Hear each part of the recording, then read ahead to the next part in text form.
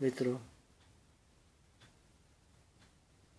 1 फरवरी 2015 को सूरत में हमारे एक मित्र ईश्वर भाई पटेल, जो अपने हर महीने की पहले इतवार की तरह आयोजित किया था विचार गोष्ठी, जिसमें मुझे आमंत्रित करके उन्होंने रेडियो आवाज़नी दुनिया इस नाम के इस टाइटल के जरिए गुजराती में मुझे बोलने के लिए कहा गया था। तो वो चीज़ गुजराती स्पीच आप सुनेंगे, और इसीलिए मैं ईश्वर भाई पटेल का दिल से आभारी हूँ। नमस्कार। मित्रों, आज तारीख 1-2-15 અને વિચાર ગોષ્ઠીની શરૂઆત આપણે કરીએ છીએ। આજના આપણા વક્તા પિયુષભાઈ મહેતા છે અને ઠાકોરભાઈને વિનંતી કરીએ કે તેઓ આ પ્રાર્થનાની શરૂઆત કરે। प्रार्थना पण छे अने भजन को तो भजन पण छे, पण एक आपणा सारा कार्यनी शुभ शरूआत थई हेतु तो नदिया मीठी झरना मीठा, नदिया मीठी झरना मीठा, सागर ने जई मरता हो श्याम, सागर ने जई मरता, सागर मां तो मोती पाके, सागर मां तो मोती पाके, पानी खारू खारू रे कन्हैया तारू काम छे सौथी न्यारू, कन्हैया तारू नाम छे सौथी न्यारू। नदिया मीठी झरना मीठा, सागर ने जई मरता, सागर मां तो मोती पाके, सागर मां तो मोती पाके, पानी खारू खारू रे कन्हैया तारू काम छे सौथी न्यारू, कन्हैया तारू नाम छे सौथी न्यारू।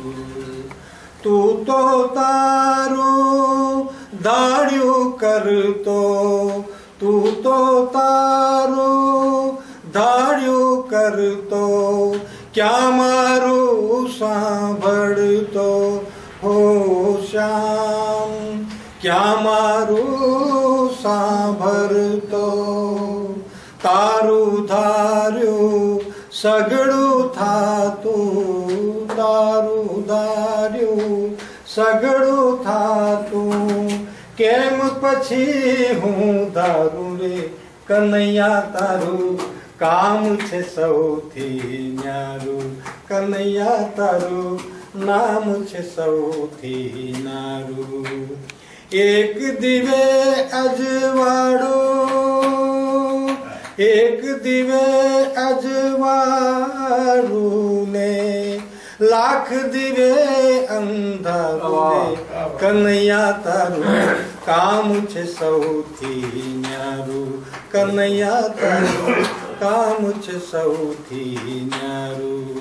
नदिया मीठी झरना मीठा, नदिया मीठी झरना मीठा, सागर ने जई मरता, सागर मां तो मोती पाके, सागर मां तो मोती पाके, पानी खारू खारू रे कन्हैया तारू काम छे सौथी न्यारू, कन्हैया तारू नाम छे सौथी न्यारू, कन्हैया तारू काम छे सौथी न्यारू। થેન્ક યુ ઠાકોરભાઈ, આભાર તમારો. આજના આપણા વક્તાનું સ્વાગત બુકથી આપણી પ્રણાલી પ્રમાણે કરીએ. અને આપણે આ નરસિંહભાઈ સવાણી છે, એમનો પરિચય થોડો આપો. એવો સિનિયર સિટીઝન ક્લબ અમે જે અહીંયા ઘોડા સન્માન ચાલુ કરી છે તેમાં તેઓ પ્રમુખ છે અને હું પ્રમુખ છું. અને અમે આ એક સરસ પ્રવૃત્તિ કરી છે. અને નરસિંહભાઈ ખૂબ જ એક્ટિવ છે અને તમામ પ્રકારના કામો કરવા હોય તો શરૂઆત એમને કરી જ દેવાની હોય. સુથાર નહીં આવ્યો હોય, ઇલેક્ટ્રિશિયન નહીં આવ્યો હોય તો પણ એ બધું કામ ત્યાં. અને બાગની અંદર ખૂબ વિકાસ કર્યો. આખા સુરતની અંદર સૌથી પહેલાં અમારા બાગની બધું કમ્પ્લીટ કરાવ્યું હોય તો એનું શ્રેય નરસિંહભાઈને જાય છે. અમારા સિનિયર સિટીઝનનું છાપરું નીચું હતું, ત્યાં પાણીની સગવડ નહોતી, સંડાસ બાથરૂમની સગવડ નહોતી. અને એ ત્યાં આગળ બાગમાં ફરતે પેલી રેલિંગ કરવાની હતી ભાલાવાળી, દરવાજો બરાબર નહોતો અને સાધનો પણ આવી ગયા. બધું જ કામ ફટાફટ કોર્પોરેશને કરી આપ્યું. એટલે આખા શહેરમાં બધા જ સિનિયર સિટીઝનોને એમના થકી લાભ મળ્યો. લોકમેળામાં ગયા અને ત્યાં રજૂઆત કરી તો એમણે ખૂબ સારી રજૂઆત કરી અને બધાને ફાયદો થયો. એટલે આજે કમિશનર ઝાંઝમેરા સાહેબ કે આ બધાએ ઓર્ડર કર્યો કે નરસિંહ કાકા જે કહે તે પ્રમાણે કરવાનું. પેલો કે બાથરૂમ આટલું જ થાય, નરસિંહ કાકા કે ના કે આટલું મોટું જ કરવાનું છે. ટ્યુબલાઇટ 2 જ મુકાય તો કે ટ્યુબલાઇટ 10 મૂકવાની, તો પહેલાં 10 મૂકી ગયા. એટલે બધું ફટાફટ કામ કોર્પોરેશને કર્યું. એ નરસિંહભાઈની મહેનતને કારણે છે. મિનિસ્ટરે પણ એવું કહેવું કે નરસિંહ કાકા સર્ટિફિકેટ આપે કે મારું કામ પૂરું થઈ ગયું છે, ત્યારે અમારા હાથ મને અધિકારી નહીં. અને લોકમેળામાં બધાને કીધું કે આ સાહેબ ધક્કા ખવડાવે છે, આ સાહેબ ધક્કા ખવડાવે છે. અને અમારે એમ કે છોકરાઓ અમને ધક્કો મારીને ઘરથી બહાર કાઢ્યા તો અમારે જવું ક્યાં? તમે ધક્કા મારો છો અહીંયા, એમ કે અમારે કામ નથી કરતા. અને નરસિંહભાઈ જે ધમધમાવ્યા બધાને તો કમિશનર પગે લાગે, પેલો પ્રમુખ ઝાંઝમેરા પગે લાગે કે બાપા હવે તમે બંધ કરો, તમે જે કહેશો તમે કરી આપી હો, એમ કે. એટલે એવી ધારદાર રજૂઆત કરીએ તો કંઈ નહીં થાય એવું નહીં, પણ બધું જ થાય.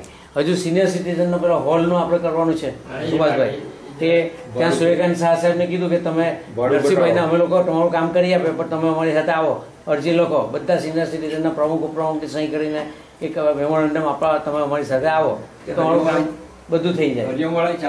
હા, હરિઓમવાળાએ ચાલુ કર્યું છે પણ આ બીજાને બધાને ગલ્લા ટલ્લા કરે છે, આ લોકો આપતા નથી. એટલે આપણે હા આપણે નરસિંહભાઈને બુક વડે સન્માન કરવા માટે વિનંતી કરીએ. થેન્ક યુ નરસિંહભાઈ, આભાર. મુખ સેવક છે અમારા નરસિંહભાઈ. હા, આપણે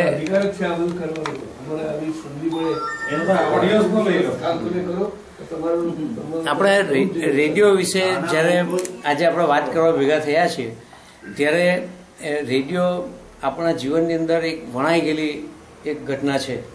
અને નાનપણથી જ આપણે રેડિયોથી ટેવાયેલા છીએ. જ્યારે ટીવી કે એવું કોઈ બીજું મનોરંજનનું સાધન નહોતું. મને ખબર છે કે આ અમારા શિયાળત ગામમાં, માંગરોળ તાલુકાનું ગામ છે, કીમ નદીના કિનારે. તો તે વખતે અમારે ત્યાં માત્ર એક રેડિયો હતો અને તે જગન માલદાર એને કહેવાતો, એને માલદાર તરીકે, એને ત્યાં જ સૌથી પહેલો રેડિયો. તો મારા દાદીમાં મને કેરમાં લઈને રેડિયો સાંભળવા લઈ જતા. કે મને વાત કરેલી કે ત્યાં રેડિયો સાંભળવા આખું ગામ ભેગું થાય.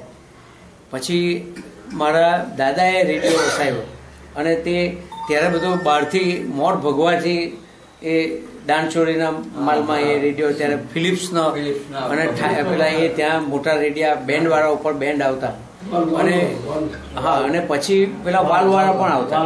એટલે એ એરિયલ આમ ઊંચું કરીને પછી એને સાંભળવાનું તો એ રેડિયો આપણા એના પર મૂકી દેતા બાર ઓટલા પર. અને આખું ગામ સાંજના ભેગું થાય અને ખાસ કરીને પેલા ખેડૂત ભાઈઓનો જે કાર્યક્રમ આવતો સકરાભાઈને એ કાર્યક્રમ બધા સાંભળવા ભેગા થતા. અને પછી આપણું જે કુતૂહલ છે તે પેલા ખેડૂત સંમેલન ને એમાં તેમાં નહીં, પણ બિનાકા આવે ત્યારે રવિવારથી રાહ જોઈએ કે કાલે સોમવાર, પરમ દિવસે મંગળવાર, પછી બુધવાર. અને એ બિનાકા માટે આપણે બધા ગીતમાલા માટે બધા બેસીને રાહ જોતા હતા. અને જે ફર્સ્ટ આવે તે ગાયન કોણ કયું ગાયન આવશે એટલે એ બધું જે આપણો રોમાંચ અને જે આપણે જે કુતૂહલતા હતી એ રેડિયોએ તે વખતે આપણને પૂરી પાડી. તો આજે ભલે આટલા બધા મનોરંજનના સાધનો થયા પણ આપણો સાથી તો રેડિયો જ ને. જો રેડિયો ના હોય તો કલ્પના કરો કે આપણે કેટલા બધા મનોરંજનના કાર્યક્રમોથી વંચિત રહી ગયા હોત. અને આપણું જે ઘડતર કરવામાં પણ રેડિયોનો મોટો ફાળો છે. આજે પણ આપણા આ એફએમઓ જે અત્યારે શહેરના છે એના કરતાં પણ આપણું જે અમદાવાદ, વડોદરા કે આકાશવાણી કે વિવિધ ભારતી એ આપણો આજે પણ લોકપ્રિય છે. આપણામાંથી ઘણા ખરા આજે પણ પેલા આ બધા મિર્ચી ફિરચી કોઈ સાંભળતા નહીં હશે પણ આપણને સવારથી હું તો અહીંયા મારો રોજનો કાર્યક્રમ એવો છે કે હું અહીંયા એકાંતમાં જ રહું. આમ હું ટોળામાં પણ સિફતથી હું મારામાં રહું. આમ તો હું ટોળામાં રહું પણ સિફતથી મારામાં રહું. અને એ મારો સાથીદાર અને અહીંયા કોઈ આવે નહીં અને બોલાવે નહીં અને નીચે બોલાવે નહીં ત્યાં સુધી જવું નહીં એવો મારો રોજનો ક્રમ. એટલે એકાંતમાં પણ મજા આવે, ટોળામાં પણ મજા આવે. કોઈ આવે તેને સલામ ને જાય તેને ડબલ સલામ. એટલે આવી વૃત્તિ કેળવેલી અને મજા જ મજા આવે. રિટાયરમેન્ટમાં આ જ કરવાનું છે અને ખરી મજા આ માણવાની છે, એકાંતને પણ માણવા. તો આ રેડિયો આપણો સાથી અને એ રેડિયો વિશે ઘણી બધી માહિતી આપણને પિયુષભાઈ આપશે. એવો ખરેખર અધિકારી છે આપણા રેડિયો વિશેના અને એમની પાસેથી વધારે જાણીએ એ વધારે યોગ્ય છે. માટે આપણે એમને વિનંતી કરીએ કે આજનો રેડિયો અવાજની દુનિયા એ વિષય આજે એમને આપવામાં આવ્યો છે. તો પિયુષભાઈને આપણે વિનંતી કરીએ. પિયુષભાઈ અને મનની વાત કરો અને તમારે દિલથી વાત કરો. નમસ્કાર મિત્રો. અને છેલ્લે આપણે પ્રશ્નોત્તરી રાખીશું. હવે બે વાત છે કે વક્તાને જો અનુકૂળ હોય તો આપણે ચાલુમાં પણ પ્રશ્ન પૂછી શકે. અગર તો એમને ડિસ્ટર્બ થતું હોય તો છેલ્લે રાખીએ. એ વક્તા ઉપર આપણે છોડીએ છીએ. એટલે તમને જેમ અનુકૂળ હોય તે એ વાતની અંદર સંબંધિત કોઈ પ્રશ્ન આવે નાનો તો તે પૂછી શકાશે. બહુ ડિસ્ટર્બન્સ નહીં કરવાનું. શક્ય હોય ત્યાં સુધી છેલ્લે રાખો તો સારું. વ્યવહારિક રીતે કરવાનું એમાં કઈ બોલવાની લિંક તૂટે નહીં એટલા પોતે સમજી મજા આવે. તમારો પ્રશ્ન મનમાં રાખી મૂકવાનો. હા પિયુષભાઈ. મિત્રો, આજે આ મંચ પર મને આમંત્રિત કરવા માટે આ સંસ્થા વિચાર ગોષ્ઠી અને એમના સંચાલક ઈશ્વરભાઈનો હું દિલથી આભાર માનું છું. અને મારે માટે આવી રીતે જાહેરમાં બોલવાના પ્રસંગો બહુ ઓછા આવે છે. અને મારી બાબતમાં ઉલટી ગણના એ થઈ છે કે લોકલ એના પર આ રીતે મંચ પર બોલવાને બદલે મંચ પર હું ઇલેક્ટ્રોનિક મીડિયામાં મારી પહેલી એન્ટ્રી થઈ છે અને પછી મને આ મંચ પર આવવાનું મળ્યું છે. એટલે બધાના જીવન કરતાં મારા જીવનમાં એ ગંગા ઉલટી છે. તો આજે મુખ્ય જોક મારો જે આકાશવાણીની સેવાઓ અને નીતિ અને એમાં સુરત શહેરની કેવી રીતે સગવડ મળી છે કે કાં ઉણપ છે એના પર થોડો વધારે રહેશે. અને બીજી જનરલ વાતો તે સિવાય પણ થશે ખરી. આ વિષય એટલો બધો ઊંડો છે કે 1 કલાકની મર્યાદામાં અને આપણી એક સાથે બોલવાની કેપેસિટીમાં આખો ને આખો પૂરો થાય એ શક્ય જ નથી કોઈ રીતે પણ. તો ટૂંકમાં મારી શરૂઆત કરું તો 1957ની 3જી તારીખ ઓક્ટોબર જે વિવિધ ભારતીનો સ્થાપના દિન, એ દિવસે મારે ત્યાં પ્રથમ રેડિયોનું આગમન થયું જ્યારે હું ધરમપુરમાં. એક મિનિટ, કઈ તારીખ? 3જી ઓક્ટોબર. આકાશવાણી ને? હા, 1957 જ્યારે મારી 8 વર્ષની ઉંમર હતી. તે દિવસે અમે મારા ફાધરની બદલીને કારણે સુરત નહીં રહેતા હતા પણ ધરમપુર રહેતા હતા, વલસાડ પાસેના ગામમાં. અને ત્યાં પોસ્ટ ઓફિસના ક્વાર્ટર્સમાં હતા. ત્યારે પહેલો રેડિયો અમારે ત્યાં આવ્યો હતો અને એ રેડિયો 2 બેન્ડનો વાલ્વવાળો રેડિયો હતો અને એનું મોટું એન્ટેના, ડાયપોલ એન્ટેના તે વખતે બાંધવામાં આવતું હતું.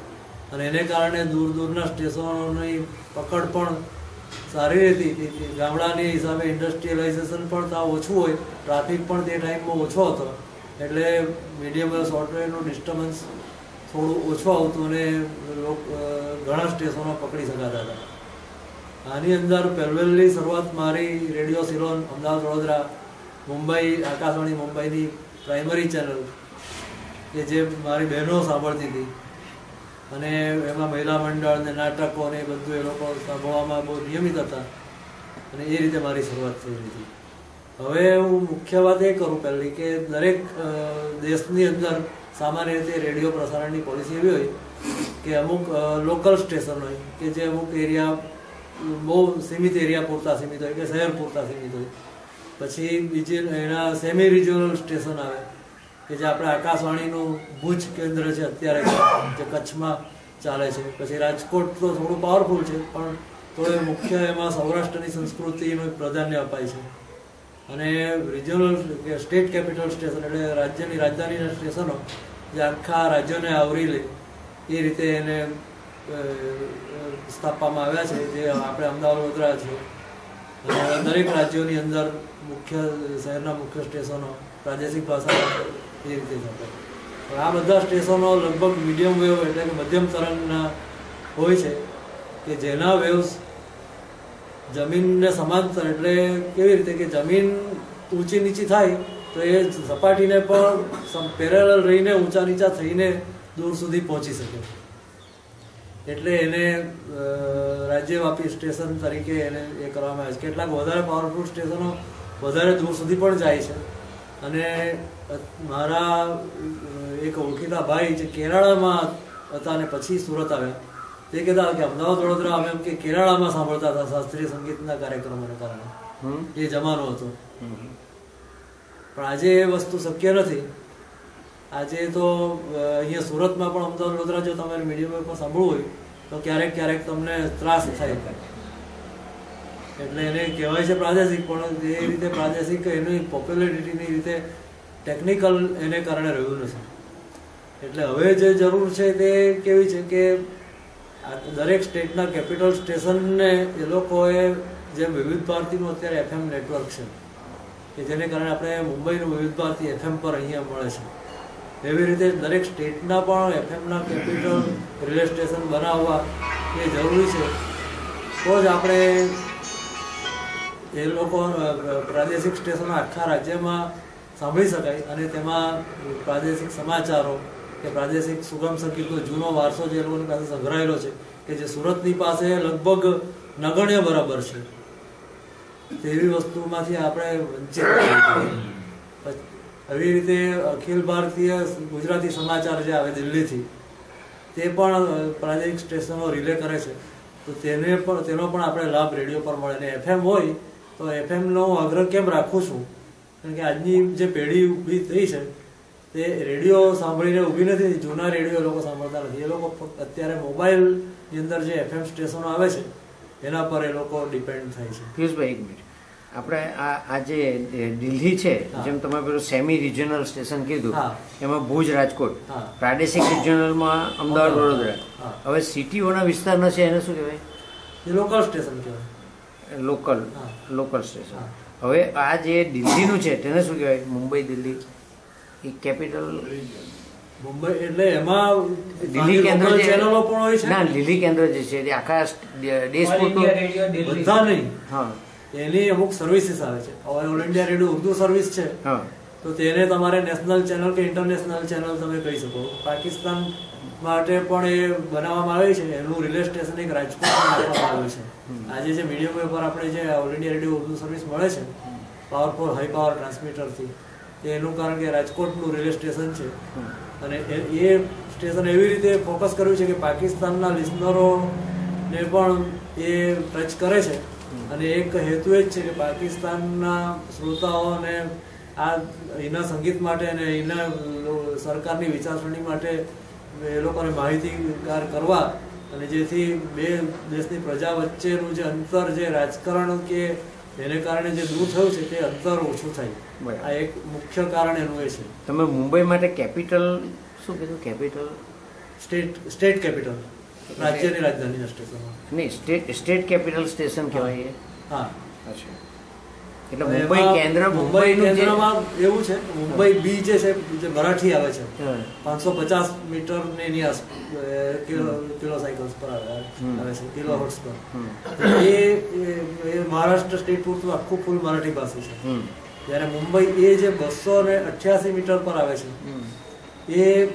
એ લોકોએ પચરંગી વસ્તીને હિસાબે બનાવેલું હતું. અને તેમાં ગુજરાતી કાર્યક્રમ, સિંધી કાર્યક્રમ ઇંગ્લિશ કાર્યક્રમ, એવું મિક્સ જુદી જુદી અલગ અલગ ભાષાઓને અલગ અલગ સ્લોટ આપેલા હતા. એ રીતે એને બનાવ્યું કે એને કારણ કે મુંબઈની ગુજરાતી વસ્તીને પણ ધ્યાનમાં રાખે. તે પહેલાં તો મુંબઈ રાજ્ય એક જ હતું એટલે એ વસ્તુ હતી નહીં, પણ પછી તો મુંબઈ રાજ્ય જુદું પડ્યું અને ગુજરાતીનો પ્રભાવ તો થોડો ઘટ્યો પણ તદ્દન નામશેષ નથી થયો.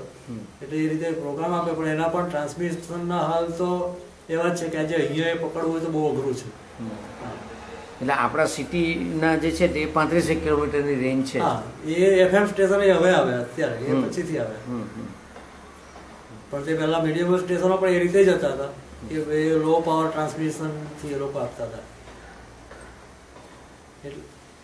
એટલે હવે બીજી આ જે વસ્તુ થઈ તે ઉપરાંત નેશનલ ચેનલની વાત કરીએ તો આપણે વિવિધ ભારતીની ચેનલની ખાસ વાત કરવી પડે કે જે 1957માં જે પહેલાં તે વખતે આપણે વડાપ્રધાન નહેરુ સાહેબના રાજમાં BV કેસ્કર કરીને એક આકાશ રેડિયો માહિતી પ્રસારણ ખાતાના પ્રધાન હતા અને એ શાસ્ત્રીય સંગીતના બહુ જ માહિર હતા.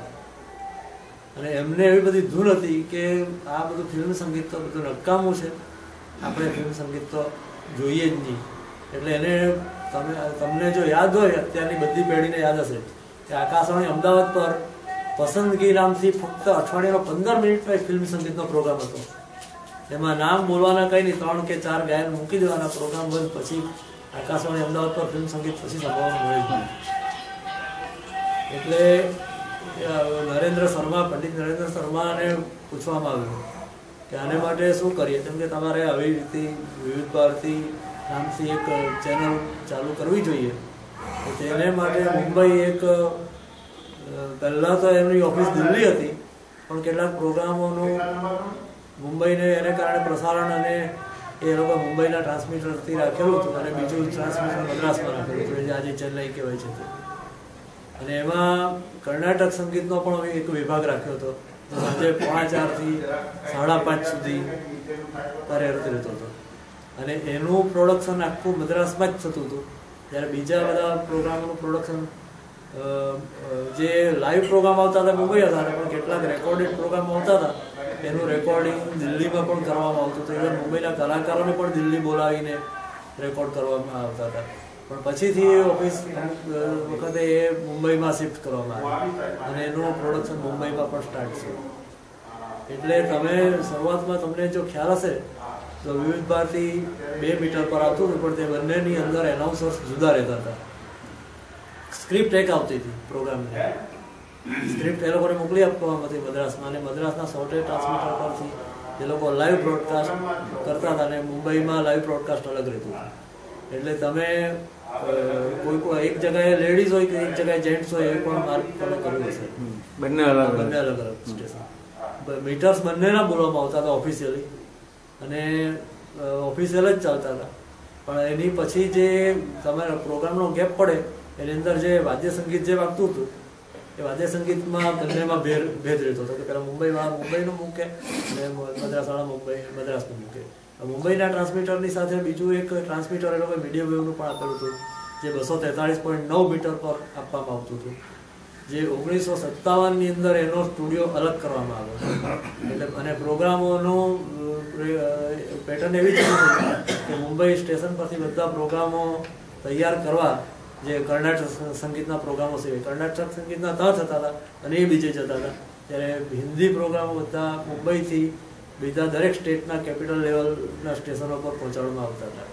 અને એ પ્રોગ્રામોની અંદર પછી કોમર્શિયલ સર્વિસ ચાલુ થઈ તે પહેલાં મુંબઈ, પૂના અને નાગપુર 3 જગ્યાએ ચાલુ થઈ. એમાં મુંબઈથી બધી એડવર્ટાઇઝમેન્ટનું બુકિંગ થતું હતું જાહેરાતોનું, અને મુંબઈથી બુકિંગ કરીને એ જ સ્ટેપ એ લોકો કમ્બાઇન્ડ પૂના અને નાગપુર પણ મોકલતા હતા. એની અંદર થતું શું હતું કે અમુક પ્રોગ્રામો પાછળથી એ લોકોએ વિવિધ ભારતીના પોતાના જે રેગ્યુલર ટ્રાન્સમીટર ઉપરાંત એ લોકોને આપવામાં આવ્યા કે જ્યાં સાંજે 5:30 થી 6:15 કે બપોરે 10 વાગે જે વિવિધ ભારતી બંધ થઈ જાય તો 10 થી 12 એવા સ્લોટ એ લોકોને આપ્યા. રાત્રે પણ 11 થી 11:30 એ પ્રોગ્રામ મુંબઈ પરથી તૈયાર થતા હતા. અને એનું રેકોર્ડિંગ કે એનું એડવર્ટાઇઝમેન્ટનું બુકિંગ સાથે એડવર્ટાઇઝમેન્ટના સંકલન સાથે એ પૂના ને નાગપુર પણ જતા હતા અને એ લોકલ પ્રોગ્રામો કહેવાતા, પણ લોકલ નહીં પણ એ રિજનલ લેવલ પર આપતા હતા. પણ પછીથી એ પોલિસી એવી બદલાઈ કે એડવર્ટાઇઝમેન્ટનું બુકિંગ જે રિજનલ લેવલ પર થવાને બદલે એ લોકલ લેવલ પર ચાલુ થયું. એટલે એને કારણે ધારો કે રાજકોટનું બુકિંગ હોય તો રાજકોટનું બુકિંગ પોતે કરવાનું અને એની જાહેરાતો જુદી આવે, અમદાવાદની જાહેરાતો જુદી આવે, જે પહેલાં એક આવતી હતી, ગુજરાતી જાહેર ખબરો બધી એક આવતી હતી.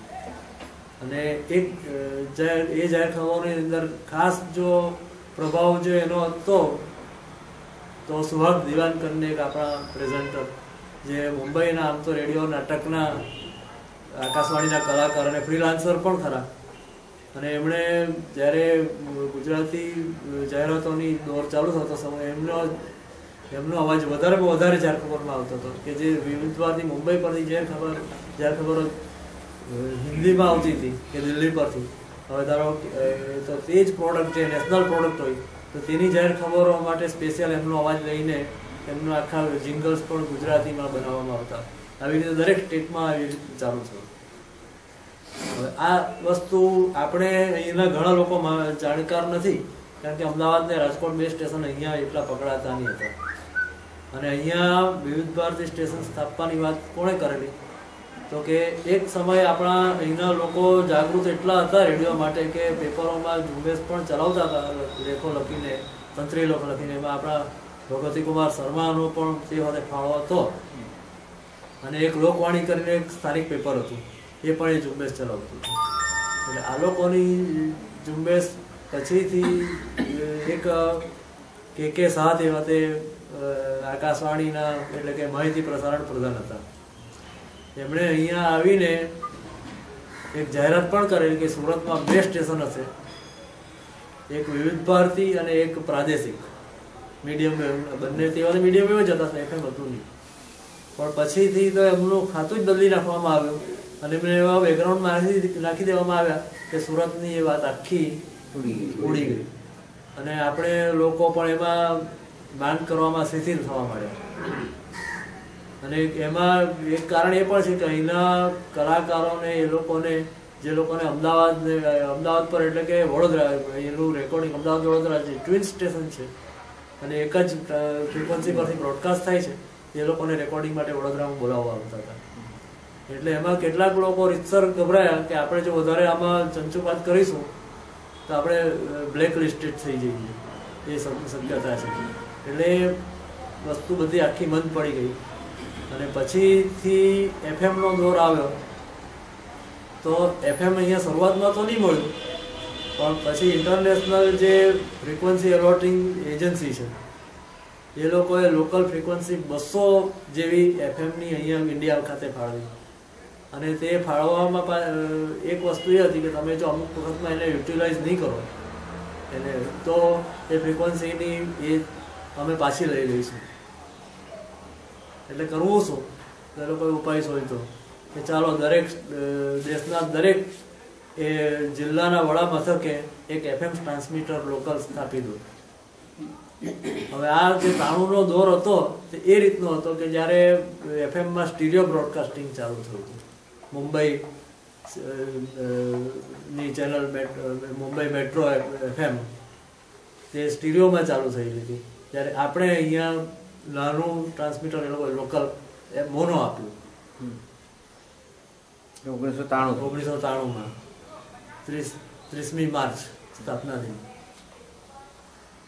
અને લોકલમાં એ લોકોએ એક નીતિ એવી રાખી કે અનગ્રેડેડ આર્ટિસ્ટ જે છે એ લોકોને એના અનગ્રેડેડના પુરસ્કાર નીચા હોય એ લોકોને આમાં તમે બોલાવી શકો. આ લોકો ગ્રેડેડ આર્ટિસ્ટો તો એનું રેકોર્ડિંગ તો વડોદરા જ કરવાનું, અમદાવાદ વડોદરા રેકોર્ડિંગ વડોદરા થાય, બ્રોડકાસ્ટ અમદાવાદ વડોદરા કમ્બાઈન્ડ સાથે. એ રીતે એ પોલિસી હજુ આજે પણ અમલમાં છે, એમાં કોઈ ફેર નથી આવ્યો. કારણ કે અહીંયા પછી તો લોકલ ટ્રાન્સમીટરને હિસાબે આપણે ત્યાં એક લોકો તે વખતે એમ કહેતા હતા, ઇવન ભગવતીભાઈ પણ, કે એફએમમાં શું આપ્યું આપણે મીડિયમ વેવ જ જોઈએ ને. પણ ટેકનોલોજી કે ક્લેરિટીની રીતે FM બહુ મોટી ચીજ હતી. આપણે વિડીયો વેવ પરથી કે સોફ્ટવેર પરથી રેકોર્ડિંગ કરતા હોઈએ ધારો કે પ્રોગ્રામનું, તો ઘણીવાર વેવ્સ પાવરફુલ થાય કે વીક પડે, એને કારણે આપણે રેકોર્ડિંગમાં પણ પ્રોબ્લેમ આવતો હતો. ત્યારે અહીંયા આપણે FM પરથી જે રેકોર્ડિંગ કરીએ તો ક્રિસ્ટલ ક્લિયર, જાણે કેસેટ સાંભળતા હોઈએ કે તે વખતે કેસેટનો જમાનો એટલે હું કેસેટ શબ્દ વાપરું છું. આજે કેસેટ કદાચ હવે થઈ ગઈ છે, CD ચાલે છે, પણ એ કેસેટ સાંભળતા એટલું ક્લિયર આપણે લાગતું હતું. એટલે ધીરે ધીરે આમાં એ લોકો એક પોલિસી એ કરી કે વાત કહું જેવો પ્રોગ્રામ એક પહેલાં અહીંયા જે ડાયરેક્ટર આવ્યા હતા વિનેશભાઈ અંતાણી આવ્યા. ડાયરેક્ટર તો નહીં, એ પ્રોગ્રામ ઓફિસર કે એવી જ પોસ્ટ બધી ચાલતી હતી, અથવા તો જે વખતે જેને જ્યાં સગવડ પોસ્ટિંગ માટે કરવાનો એ રીતે એ લોકોની પોલિસી ચાલતી હતી. એ પ્રોગ્રામ ઓફિસર હોય તેને એ લોકો ઇન્ચાર્જ બનાવી દે અને તેને આખા સ્ટેશનનો ચાર્જ સોંપી દે. એટલે એની અંદર વિનેશભાઈ અંતાણી આવે, પછી કોઈ જયંતિભાઈ જોશી આવે, પછીથી જે ભગીરથભાઈ પંડ્યા પછી પ્રોગ્રામ ઓફિસર થઈ ગયા, તે અહીંયા જ પ્રમોટ થયા આસિસ્ટન્ટ સ્ટેશન ડાયરેક્ટર તરીકે. એમનો આમ તો બેઝ એગ્રીકલ્ચરનો એટલે ખેતીવાડી વિશેનો એમનો સ્નાતકની ડિગ્રી, અને ખેતીવાડી કોલેજ નવસારીમાં એમણે પ્રોફેસર તરીકે કામ પણ કરેલું. પણ એમનો લોકાભિમુખ અને આર્ટ તરફનો જે ઝુકાવ તે એમને આકાશવાણીમાં ખેંચી લાવ્યો, અને તેમાં એમનું પોસ્ટિંગ અહીંયા મળ્યું. અને બીજી ઘણા લોકોને પોસ્ટિંગ મળે પોતાના સેન્ટરમાં મળે કે સારો સ્ટાફ મળે ત્યાં કરે, એમણે ચેલેન્જ અહીંયા ઉપાડી લીધી કે એમાં મારે સુરતમાં રહેવું જ છે, અઠવાડિયે આખો અહીંયા રહેતા હતા, અપ એન્ડ ડાઉન પણ નહીં, વીકલી અપ એન્ડ ડાઉન એ કરતા હતા. એટલે એને કારણે એમને બહુ દિલ દઈને કામ કર્યું, અને નાના નાના માણસોની અંદર પોપ્યુલર જો સ્ટેશન કરવું હોય તો કઈ રીતે કરવું, તેમાં એક વાત કહું નામનો પ્રોગ્રામ એ લોકોએ ચાલુ કરેલો. 5 મિનિટનો જ પ્રોગ્રામ, એમાં કોઈ પણ વ્યક્તિ પોતાને વિશે કે એને જે પસંદ છે એના વિશે બોલી શકે, અને એ બિન પુરસ્કૃત પ્રોગ્રામ હતો.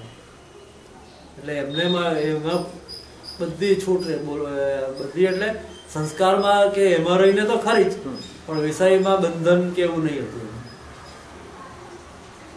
એટલે એની અંદર મને પહેલો ચાન્સ મળેલો એ રીતે કે અમારી બેંકનું નેશનલાઇઝેશન જે થયું હતું તેના 25 વર્ષ પૂરા થયા હતા, એ 1994 એ વખતે અમારા સાહેબને એ લોકો ઇન્વાઇટ કર્યા સેકન્ડ લીડ બેંકના રિજનલ મેનેજર તરીકે.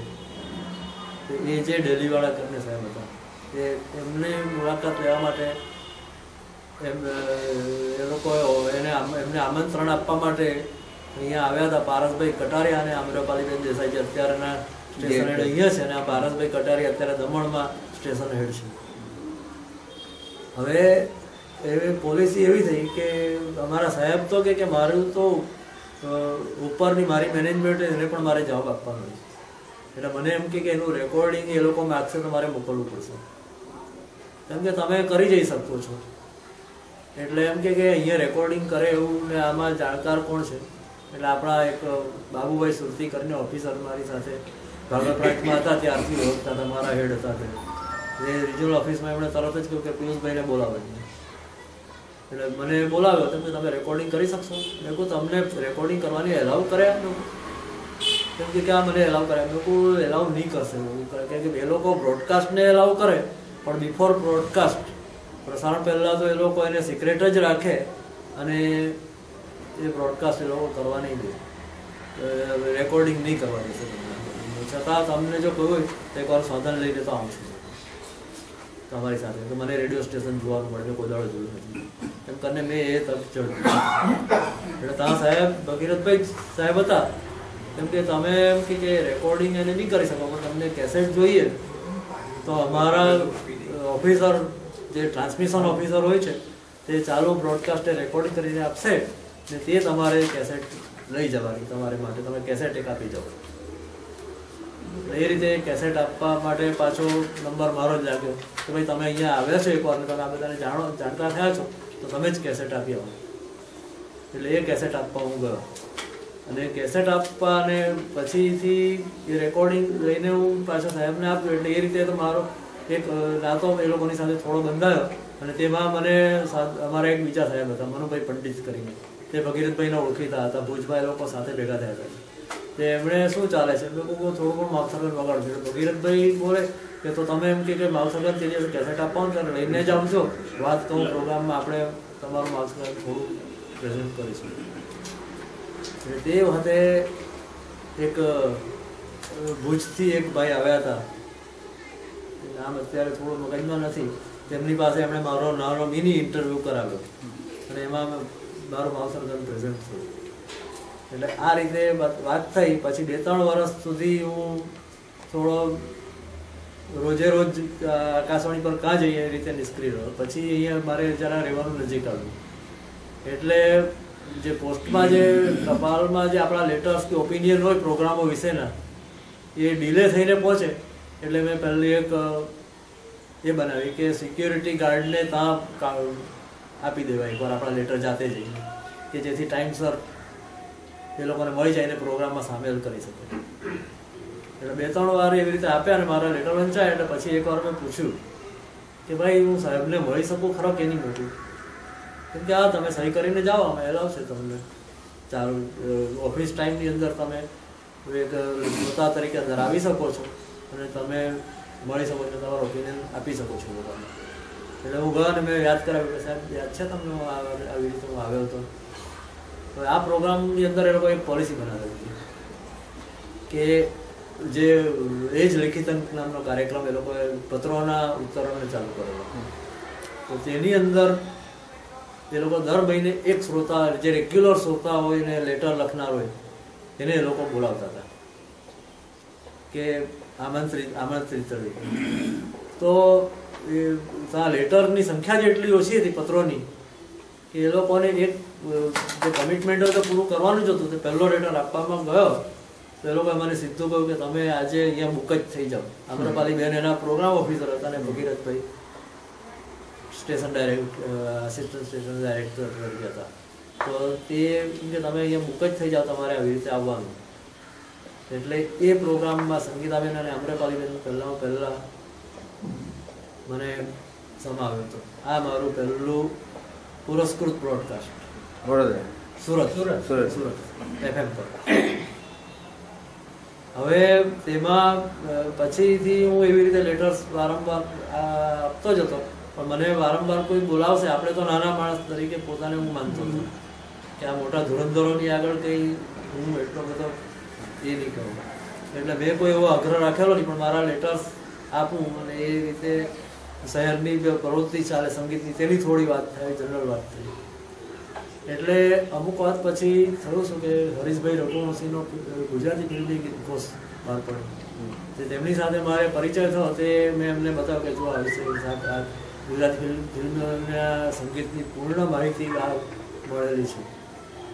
એટલે એમણે કહ્યું કે નહીં, તમે આ પ્રોગ્રામ માટે આપણે પુસ્તક પરિચય પ્રોગ્રામ હતો તે બંધ કર્યો છે, પાછો આ પુસ્તકથી આપણે પાછા ચાલુ કરીએ. હું સાહેબ મારાથી તો કોઈ એક ધારું બોલાતું નથી, હું બોલતા થાકી જાઉં ને અટવાઈ જાઉં. તે વખતે તો હું બહુ નવો હતો બોલવામાં, આજે જે બોલું છું તેના કરતાં. એ લોકો મારાથી બોલાશે નહીં. મૂકું સાહેબ તમે પુસ્તક પરિચય ભગવતીભાઈ જેવા સાહેબ પાસે જ કરાવો ને, એ લોકો મોટા મારી પાસે શું કામ કરાવો તમે? કેમ કે કેમ તમે આટલા એમની વિશે જાણો છો, આની વિશે જાણો છો, તમે કેમ નહીં કરો?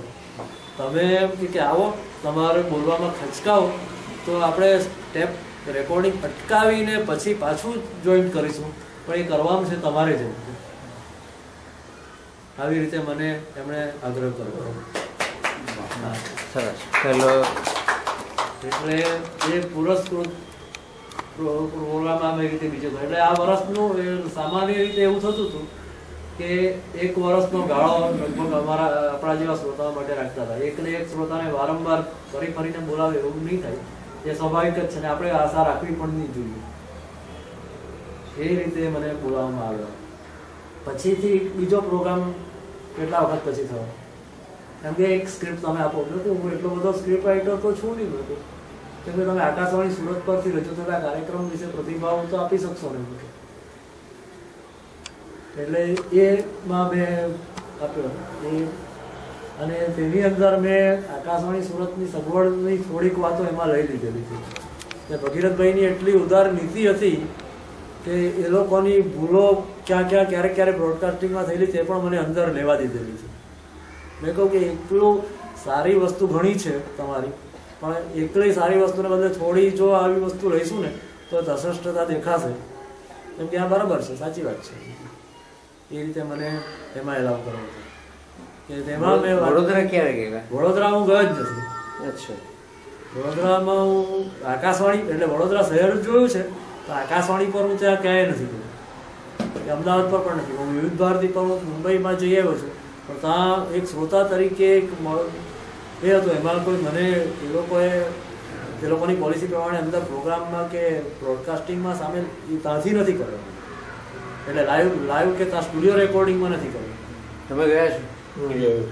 એટલે અમે બે છીએ. કોઈ ત્રીજું છે? વડોદરા તમે આ સાહેબ ખરા. એટલે આટલા નાના ઓછા ઓડિયન્સમાં પણ અમે 3 જણા વડોદરામાં હતા. સુરત, વડોદરા, અમદાવાદ, મુંબઈ પણ સાહેબ તો બહુ મોટા કલાકાર વડનેર સાહેબ ને તો પહેલેથી જ એમનો આ છે તે નાટ્ય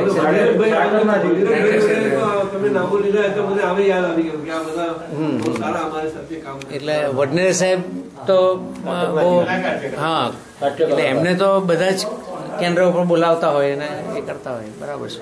ટાઈમ હતો ત્યારે ગવર્મેન્ટ નોકરી હતી તો પરમિશન લેવી પડતી. હા, ત્યારે જવાનું હતા. દેખાય તો આપણે તકલીફ એટલે હા, એટલે એક સાથે 2 દિવસનું રેકોર્ડિંગ અમારું કરેલું અને 2 દિવસ બ્રોડકાસ્ટ કરેલું. એ 2000 લગભગ 2000 ની સાલ હતી.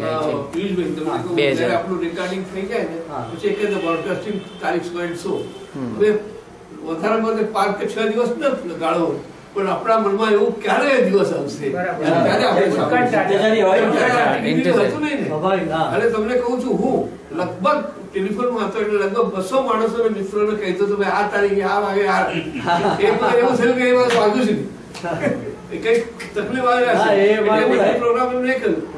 ખરેખર તે વખતે એવું તમારો પ્રોગ્રામ એનાઉન્સ થયો હોય પણ દિલ્હીથી સૂચના આવી જાય કે ભાઈ અમુક વસ્તુ તમારે રિલે કરવાની છે આ ટાઈમે, તો એ લોકો એ વસ્તુ કાઢી નથી. પણ એવું મારું પણ એકવાર થયું છે દિલ્હીનું, ત્યારે પણ બહુ હતો એટલે એમાં એ લોકો આપણે શાસ્ત્રી હતા ને, આપણા શાસ્ત્રી અમદાવાદના રેડિયો ડાયરેક્ટર હતા. હજુ અમદાવાદ એટલે તો ફોન કરીને બોલાવતા કાલે રેકોર્ડિંગ કઈ પણ લઈને આવો, એટલે કોઈ કથા હોય કોઈ એ હોય એ બધું ત્યાં વાંચન જ કરવાનું. 13 મિનિટનું સરસ. અને આ તો વાત નીકળી એટલે કહ્યું કે આ રેડિયોનો ફાળો અત્યારે કદાચ ટીવીની અસર થતું હશે, પણ મેરેજની અંદર પણ ફાળો આપેલો. એટલે જે મારા તો આમ થોડા પરિચિત બી થાય, વિનેશ અંતાણી, અને એના સ્ટુડિયોની અંદર પુષ્પા અંતાણી નામની યુવતી પ્રોગ્રામ માટે આવતી હતી. અને પછી તે વખતે તો સ્કૂટર હતા નહીં, છતાં એ હિંમત કરીને બંને જણા ડબલ સવારી સાયકલ ઉપર જતા હતા અને ભુજમાં ફરતા હતા. પછી કાયમી પછી કાયમી એ થઈ ગયા. અને વિનેશ અંતાણી એની અંગત વાત હું જાણું છું એટલે અહીંયા જરૂરી હતી. પ્રિયજન વાંચજો, બહુ સારી છે. આપણે ત્યાં છે 2000. હા, અને હવે પિયુષભાઈ થોડીક વાતો આ તમને રેસ્ટ મળે હાજી બોલો. તમે જરા એમના વિશે મને કહ્યું હતું કે એમની સાથે જે અમિત સાયાની છે હજુ ઘણી વાતો આવશે, પછી આપણે નહીં આવે તો પૂછીશું. હા પિયુષભાઈ. એટલે આ પછી જે આ પ્રોગ્રામ જે થયો તે દરમિયાનમાં વિવિધ ભારતી પર લગભગ 95-96 પછીની વાતમાં એક પ્રોગ્રામ ચાલુ થયો, હલો ફરમાઈશ, જેના પ્રસ્તુત કરતા પ્રોડ્યુસરનું નામ તો બીજું હોય પણ મહેનત એડિટિંગ બધું એ જ કરતા હતા. કે એમાં શ્રોતાઓને ફોન પર એ કરીને શ્રોતાઓ ફોન જોડે ને ફોનનો નંબર લાગે એ લોકોની સાથે વાતો કરીને એમને એમના પસંદગીનું ગાયન અંદર પ્રોગ્રામમાં વગાડવું એ રીતનો પ્રોગ્રામ એમણે પહેલો ચાલુ કરેલો.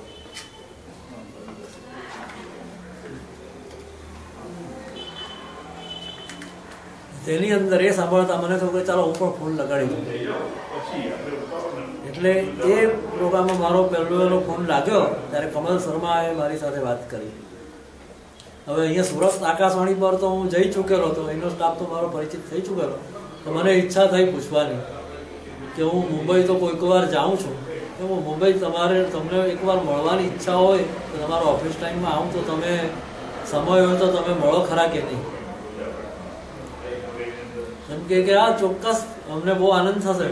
આ વસ્તુ એમણે બ્રોડકાસ્ટ પણ કરેલી, એ વાતચીત એડિટિંગમાં કાઢી નહીં નાખેલી, પણ ઇવન મારો ફોન નંબર જે તે ટાઈમે હતો એ ફોન નંબર પણ બ્રોડકાસ્ટ. મેં એમને કહ્યું કે તમે પણ કોઈ વાર સુરત આવો તો મેં કહું મને મળો તો મારો આ નંબર છે. તે વસ્તુ એમણે બ્રોડકાસ્ટ કરી. હવે એ વખતની વાતચીતમાં તો હું આવી રીતે બોલવાનું રાષ્ટ્રીય પ્રસારણમાં ને હિન્દીમાં થોડો પણ ગેગે ફેફે થોડો થતો જ હતો. એટલે પછી ધીરે ધીરે પછી હું એમને મળવા ગયો. મારે મુંબઈ જવાનું હતું બેંકની ટ્રેનિંગમાં ત્યારે, અને મળ્યો તો એમણે ઘણી સારી રીતે વાત કરી. અને એમના એટલે આ બધા સ્ટેશનો પર કેવું છે, મળવા જાઓ તો કોઈ વાર કોઈ પ્રોગ્રામ પ્રોડક્શન્સમાં કે બધા બિઝી હોય તો તમારે માઇન્ડ સેટ એ રીતે કરવું પડે. ઓછી વાતચીત ટૂંકમાં પતાવવાની, કોઈ વાર તમારે વેઇટ થવું પડે. તો તેને માટે તમારે આટલું વેઇટ મને કેમ કરાવવું એવું ખોટું લગાડવાનું હોય નહીં.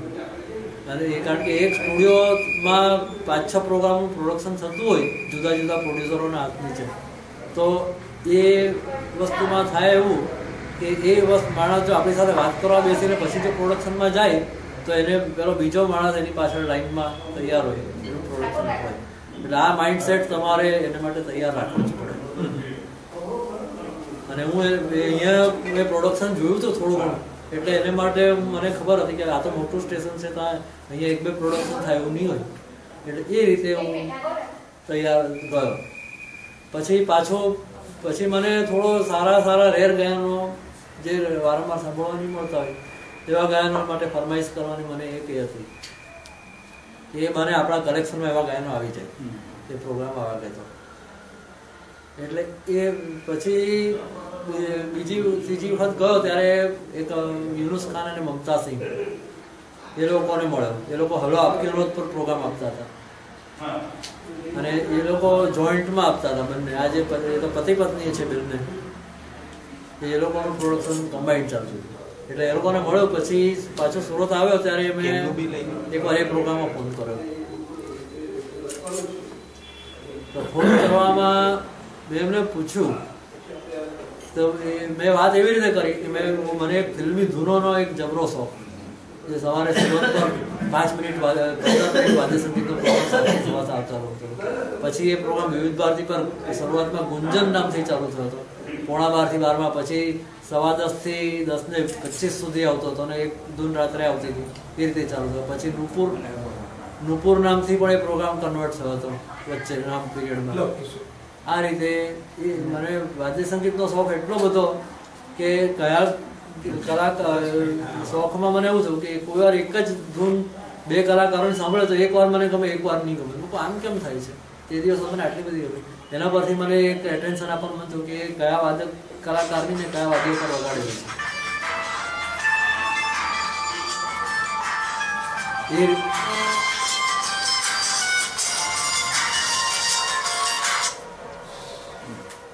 એ રીતે મને એક શોખ વાદ્ય સંગીતનો લાગ્યો. અને હું પોતે જે કેસેટનું રેકોર્ડિંગ પણ પ્રોફેશનલ રેકોર્ડિસ્ટ પાસે અમુક પર્ટિક્યુલર્સની કલાકારોની એમાં કરાવતો હતો.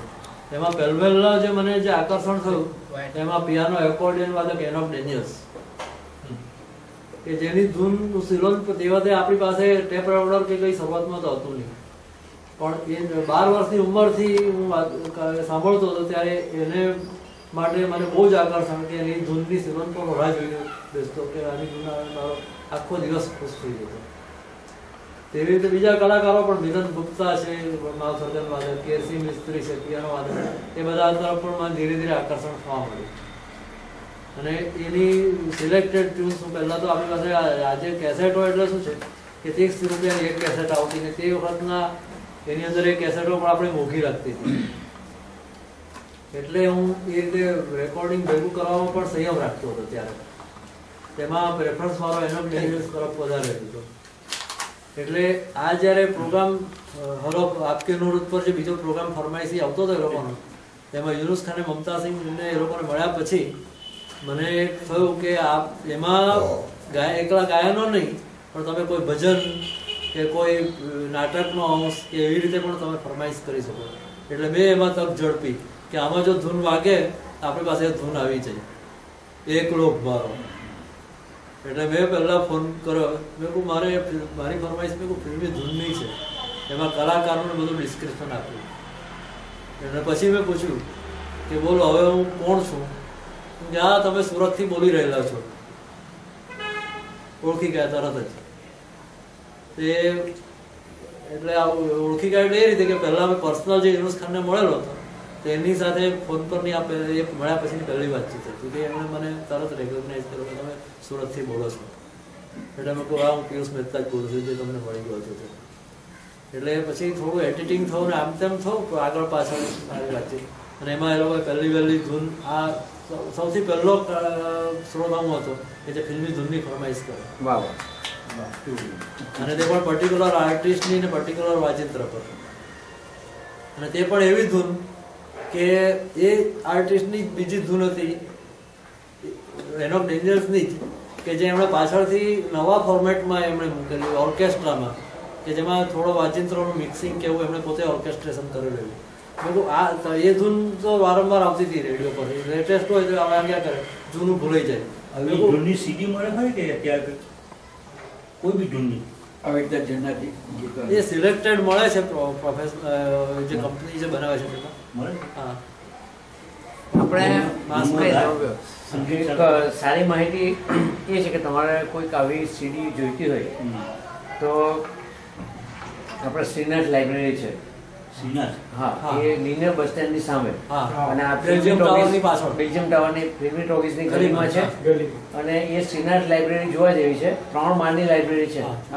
એટલી બધી કેસેટ છે અને જૂની થી માંડીને તમને બધી જ વસ્તુ મળે. બધી જ ફિલ્મો તમને ત્યાં મળી શકે. એટલે આપણે સુરતમાં આટલી મોટી લાઇબ્રેરી છે. અને બીજી એક એર ઇન્ડિયા ની પાસે એક મુસ્લિમ ભાઈ ત્યાં એર ઇન્ડિયા પાસે પણ એક હતી. એટલે અત્યારે આ શ્રીનાથ લાઇબ્રેરી ખૂબ મોટી છે. એટલે એમાં તમને ધૂન ને આ બધું જ મળી જશે. અને બીજે પણ આમ ઘણી જગ્યાએ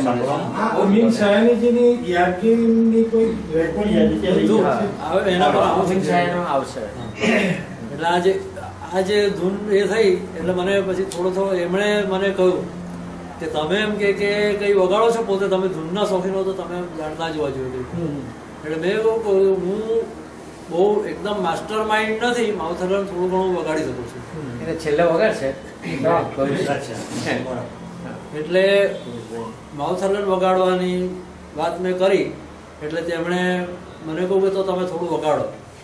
એટલે તે વખતે એક ही रास्ता ફિલ્મની ધૂન સાવરે સલોને આએ એના મ્યુઝિક સાથે અંદરના જે મ્યુઝિક સાથે મેં વગાડેલી તે લોકોએ બ્રોડકાસ્ટ કરી. એટલે આ રીતે એ લોકોએ મારી પહેચાન એક અલગ ટાઈપના શોખની કે એની રીતે ઓલ ઇન્ડિયા લેવલ પર બનાવી.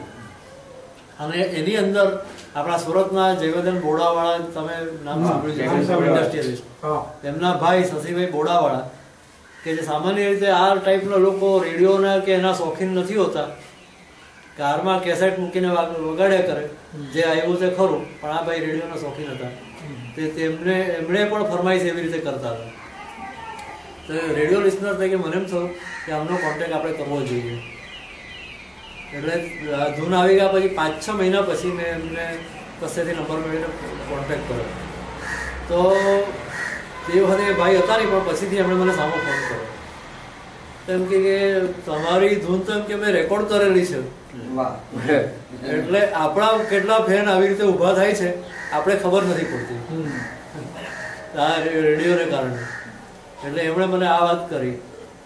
અને પછી તો મારી દોસ્તી મારા ઘરથી ચોથે ઘેરે જ રહે, મને ખબર નહીં હતી. મારા 4 બિલ્ડિંગ છોડીને જે સ્નેહવલન બાગનું સર્કલ છે ત્યાં આગળ એ લોકોની 3 ભાઈઓની કમ્બાઇન્ડ બિલ્ડ કરતી, અને હું એનાથી થોડીક દૂર જીવન પ્રભા એપાર્ટમેન્ટમાં રહું. પછી તો મળ્યા, દોસ્તી બહુ સારી થઈ, રેડિયોની વિશેની વાતચીત થઈ. આ રીતે હવે જે વાતચીત આવે છે તે આપણે અમીન સાયાનીને બધાના પ્રોગ્રામોની વાત કરીએ થોડી, તો મુંબઈ પર સ્પોન્સર્ડ પ્રોગ્રામો બહુ જ ચાલતા હતા. અમીન સાયાની અને સેડોન કે સાથી છે, બ્રિજભૂષણના ચેરીપ્રસંગ નોકચોક છે, હરીશ ભીમાણીનો અને વિનોદ શર્માનો કોઈનો ગીત ગંજાર આપણે મીડિયમ ઉપર જેમ તેમ સાંભળતા હતા. હવે આપણે મને એવું લોક કે સુરતમાં જો વિવિધ ભારતી ચેનલ આવે તો આ બધા લાભ સુરતને પણ અમુક અંશે મળી શકે. એટલે વિવિધ ભારતી ચેનલ આવવા માટે અહીંયા હું સક્રિય હતો જ. તો તેની અંદર મને ભેટો થયો આપણા કાશીરામભાઈ રાણાનો. આપણે અહીંયાથી વગેરે કહીને અહીંયા બદલી થઈ. મેં અહીંયા વિવિધ ભારતી ચેનલને માટે થોડી વાત કરી. અમારી બેંકના એક ઓફિસરના સન આપણા જે CR પાટીલનું જે આઈ વિટનેસ ચેનલનું નવ ગુજરાત ટાઈમ્સ કે તો તેની અંદર એમણે મારી વાતચીત છાપી. પણ આ લોકોને વસ્તુ એવી થાય છે કે એક સ્ટોરી કરવાની એની હિસાબે એ લોકો થોડું આગળ પાછળ ટૂંકાવીને ગમે તે એમાં વસ્તુ ભ્રમનો આપણે અર્થનો અનર્થ થઈ જાય છે. તો તેમાં થયું શું કે અહીં સુરતના પ્રોગ્રામની વાત કરેલી કે અહીંયા જે સ્ટુડિયો છે એ ફક્ત ટોક સ્ટુડિયો છે. એને મલ્ટીપર્પઝ સ્ટુડિયો જે કહેવાય છે તો મલ્ટીપર્પઝ સ્ટુડિયો અહીંયા છે નહીં. પણ વાર્તાલાપ કે એને માટેનો નાટકનો સ્ટુડિયો કે નાટકનો વિભાગ પણ અહીંયા છે નહીં. પણ આ પારસભાઈ કટારિયા જેવા પ્રોગ્રામ ઓફિસર જે છે એ થોડીક ટેકનિકલ એનાથી પ્રમાણમાં ઘણી સારી રીતે સાધનોની મર્યાદાના હિસાબે ઘણી સારી રીતે એવા પ્રોગ્રામો કરે છે. એ અલગ વસ્તુ છે, પણ છતાં એ સ્ટુડિયોની જરૂરિયાત તો ખરી જ. આઈડલ સ્ટુડિયો તો પહેલાં જે તમે અમદાવાદ કે મુંબઈમાં ને બધે જે જોઈ આવ્યા છો એના સંગીતના ને એવા સ્ટુડિયો, એ સ્ટુડિયો જ એને માટે આઈડિયલ કહેવાય. કેટલાક લોકોને અહીંયા બોલાવે છે તો કેટલાક પોતાના સાધનો લઈને જાય છે, એ રીતે પ્રોગ્રામ કરે છે. એટલે આ બધી જરૂરિયાતને માટે હું હંમેશા ઝુંબેશ ઉપાડતો હતો. ત્યારે આ જ્યારે મારી મુલાકાતનો લેખ પ્રસારિત થયો એમાં પહેલાં એવું લખી દીધું કે અહીંના સ્ટેશનવાળા કંઈ કામ કરતા નથી. એટલે અહીંયા ઋષિભાઈ શાસ્ત્રીનું એટીટ્યુડ થયું કે સામાન્ય માણસોને સ્ટેશનમાં ઊભા રાખવા જ નહીં, એ લોકોને રસ્તો જ બતાવી દો. જે બહાર જે નામ કમીને આવેલા છે એ જ માણસોની અહીંયા એન્ટ્રી હોવી જોઈએ, બાકીના બધાને આઉટ. એટલે એમણે મારી સાથે લડવા માટે એક બહાનું શોધી કાઢ્યું કે તમે આવું લખ્યું. મને એમ પણ કહ્યું કે તમારા પર કે આકાશવાણી એમ કે બદનક્ષીનો દાવો માંડશે. આવી વાત પણ મારી સાથે એમણે કરેલી. પણ પછી દાવો બાવો તો કઈ મંડાયો નહીં, પણ સ્ટેશનમાં એન્ટ્રી મારી બંધ થઈ ગઈ. પણ એમાંનો કેટલાક સ્ટાફ એવા હતા કે જે લોકો પરિસ્થિતિ સમજતા હતા અને મારી સાથે સંબંધ એ લોકોએ જાળવી રાખ્યા. એટલે એ લોકો મને કહે કે નહીં, તમે અમે છીએ ને એમ કે જવાબદારી અમારી છે કે તમે અમને અમારું નામ લખીને આવવાનું આવે. જે પારસભાઈ કટારિયા છે, એક એનાઉન્સર વિજયભાઈ પટેલ કરીને જે પછીથી ઇલેક્શનમાં ઉભેલા અને નોકરી છોડી ગયા. એટલે એ લોકોએ મને કહ્યું કે તમે અમારે કંઈ તમારી પર્સનલ દોસ્તી કે એવું કંઈ છે નહીં, પણ તમને સારા માણસ તરીકે કે રેડિયોના ચાહક તરીકે અમે માનીએ છીએ, અને તમે એમ કે અહીંયા આવો તો અમને મળવા તમારે આવવાનું. એની અંદર વિજયભાઈ પટેલે એક વસ્તુ એવી કરી કે ચિત્રરજની નામનો કાર્યક્રમ આવતો હતો. તો ચિત્રરજનીમાં અમને આમ તો એન્ટ્રી આપે જ નહીં, પણ એમણે ઋષિભાઈ પાસેથી પરમિશન લીધી કે નામ નહીં દીધું મારું, પણ કે હું વગર પુરસ્કારે કોઈક શ્રોતાને આમાં કે બોલાવી શકું ખરો? કેમ કે આ બોલાવે કે પુરસ્કાર નથી આપવાનો મને કંઈ વાંધો નથી, કારણ કે પુરસ્કારની રકમ જે આવે ગ્રાન્ટ એ તો બધી હાઈ લેવલના એમાં જ વેચાવવી જોઈએ, નાના માણસોમાં વેચાય નહીં. ભલે એની રકમ બહુ નાની હોય તો પણ નહીં. પહેલાં આ 4 જણને બોલાવે તો પહેલાં એકનો પ્રોગ્રામ થાય તો પણ નહીં. આ નીતિ ચાલી. એટલે એમાં ચિત્રરંજની કાર્યક્રમની અંદર મને પછી મારા પસંદગીના ફિલ્મી ગીતો વગાડવાનો એક ચાન્સ મને વિજયભાઈ પટેલે આપેલો હતો અને એ પ્રોગ્રામમાં શાસ્ત્રી સાહેબે તો એની કોઈ નોંધ કે એની કંઈ લીધેલી નહીં, પોતે પ્રોગ્રામ ભલે બ્રોડકાસ્ટર હતો. આ રીતે ચાન્સ મળ્યો. પછીથી શું થયું કે એ તો રિટાયર્ડ થયા અને ભગીરથભાઈ પાછા આવ્યા એટલે એ પાછી અને તે ટાઈમમાં સ્ટેશન ફૂલ ફ્લેજ વિવિધ ભારતી સ્ટેશન અહીંયા થઈ ગયું છે. એને માટે એવું થયું કે કાશીરામભાઈ રાણાને આગળ હું આ સુભાષભાઈના ભાઈ રાજનભાઈ એમણે મને કાશીરામભાઈના પીએ તેવા રાજેશ રાણા હતા એમની પાસે મને મોકલી આપ્યું. તો એમણે બરાબર નોટિસ લીધું કારણ કે એ પણ આર્ટિસ્ટ માણસ રાજેશ રાણા પણ અને કાશીરામભાઈ પણ જે સાચી વસ્તુ હોય તેને રજૂ કરવામાં માનતા હતા એટલે એ લોકોએ મને મારી પાસે બધા સારા એવા મુદ્દામાં આવ્યા અને રજૂઆત બધી એ લોકોએ તાગળ કરવા માંડી ફૂલ ફ્લેજ સ્ટેશન બનાવવા માટે. પણ નસીબ જોગે થયું શું કે આજે અહીંયાના જે પ્રોગ્રામો જે અહીંયા જે લોકોને મળતા હતા એ લોકો તરફથી મને કોઈ પ્રોત્સાહન મળ્યું નહીં કે સાથ મળ્યું નહીં. મારી એકલપણની ઝુંબેશમાં આ સ્ટેશનમાં સરકારે નિર્ણય એવો લીધો કે આ જે લોકલ સ્ટેશન છે એને વિવિધ ભારતી બનાવી નાખ્યું બરાબર એટલે જાહેર ખબરોની આવક થાય અને જાહેર ખબરોની અંદર પણ શરૂઆતમાં એવી સ્થિતિ હતી કે જાહેર ખબર આકર્ષવા માટે એ લોકોને છૂટ એવી આપેલી કે તમે આકાશવાણીના સ્ટુડિયો અને આકાશવાણીના સ્ટાફનો પણ ઉપયોગ કરો તો એને માટે એ લોકો ચાર્જ લગાડવાનો હોય કે અહીંના સ્ટેશન ડાયરેક્ટર એને ચાર્જને છોડી શકે એક પ્રોત્સાહન કે એને માટે એ રીતે અહીંયા ઘણી જાહેર ખબરો અહીંયા પણ તૈયાર થઈ લોકલ લેવલે. પણ આવા થયું શું કે લોકલ એડવર્ટાઇઝિંગ એજન્સી જેમ જેમ ચાલુ થઈ પછી એ છૂટ બંધ થઈ ગઈ બહારથી થવા મળી તેમ જે બોમ્બેથી જે જાહેર ખબરો જે ક્વોલિટીવાળી જાહેર ખબરો આવતી હતી જેમાં અમિત સાયાની, બ્રિજભૂષણ પછી આપણે અને વિનોદ શર્મા એ બધાના જે આપણે અવાજો રેડિયો પર સાંભળતા હતા એ બહુ જ એકદમ મર્યાદિત થઈ ગયા. એક જીપ સેલ્સની કંઈક જીપ બેટરીઝની ટોર્ચની જાહેર ખબર અમિત સાયાનીના અવાજમાં અહીંયા બ્રોડકાસ્ટ થઈ હતી. પછી એ જે વિવિધ ભારતી સ્ટેશન થયું તે પહેલાં અમીન સાયની સાહેબ સાથે મારે મળવાનું એ રીતે થયું હતું કે વાડિયા સાહેબની સાથે હરીશભાઈ રઘુવંશીની સાથે એમની લીડરશીપમાં હું મુંબઈ હરમંદિરસિંહ અમરાજના જે ફિલ્મી કોર્સનું ઇનોગ્રેશન થાય છે તેમાં હું ગયો હતો. તો તેની અંદર મને એમણે એક મુલાકાત આમની કરાવેલી કેરસી મિસ્ત્રી જે પિયાનો વાદક કારણ કે એમની ધૂન હું સાંભળતો હતો અને એમને મળવાની ઈચ્છા હતી મારી.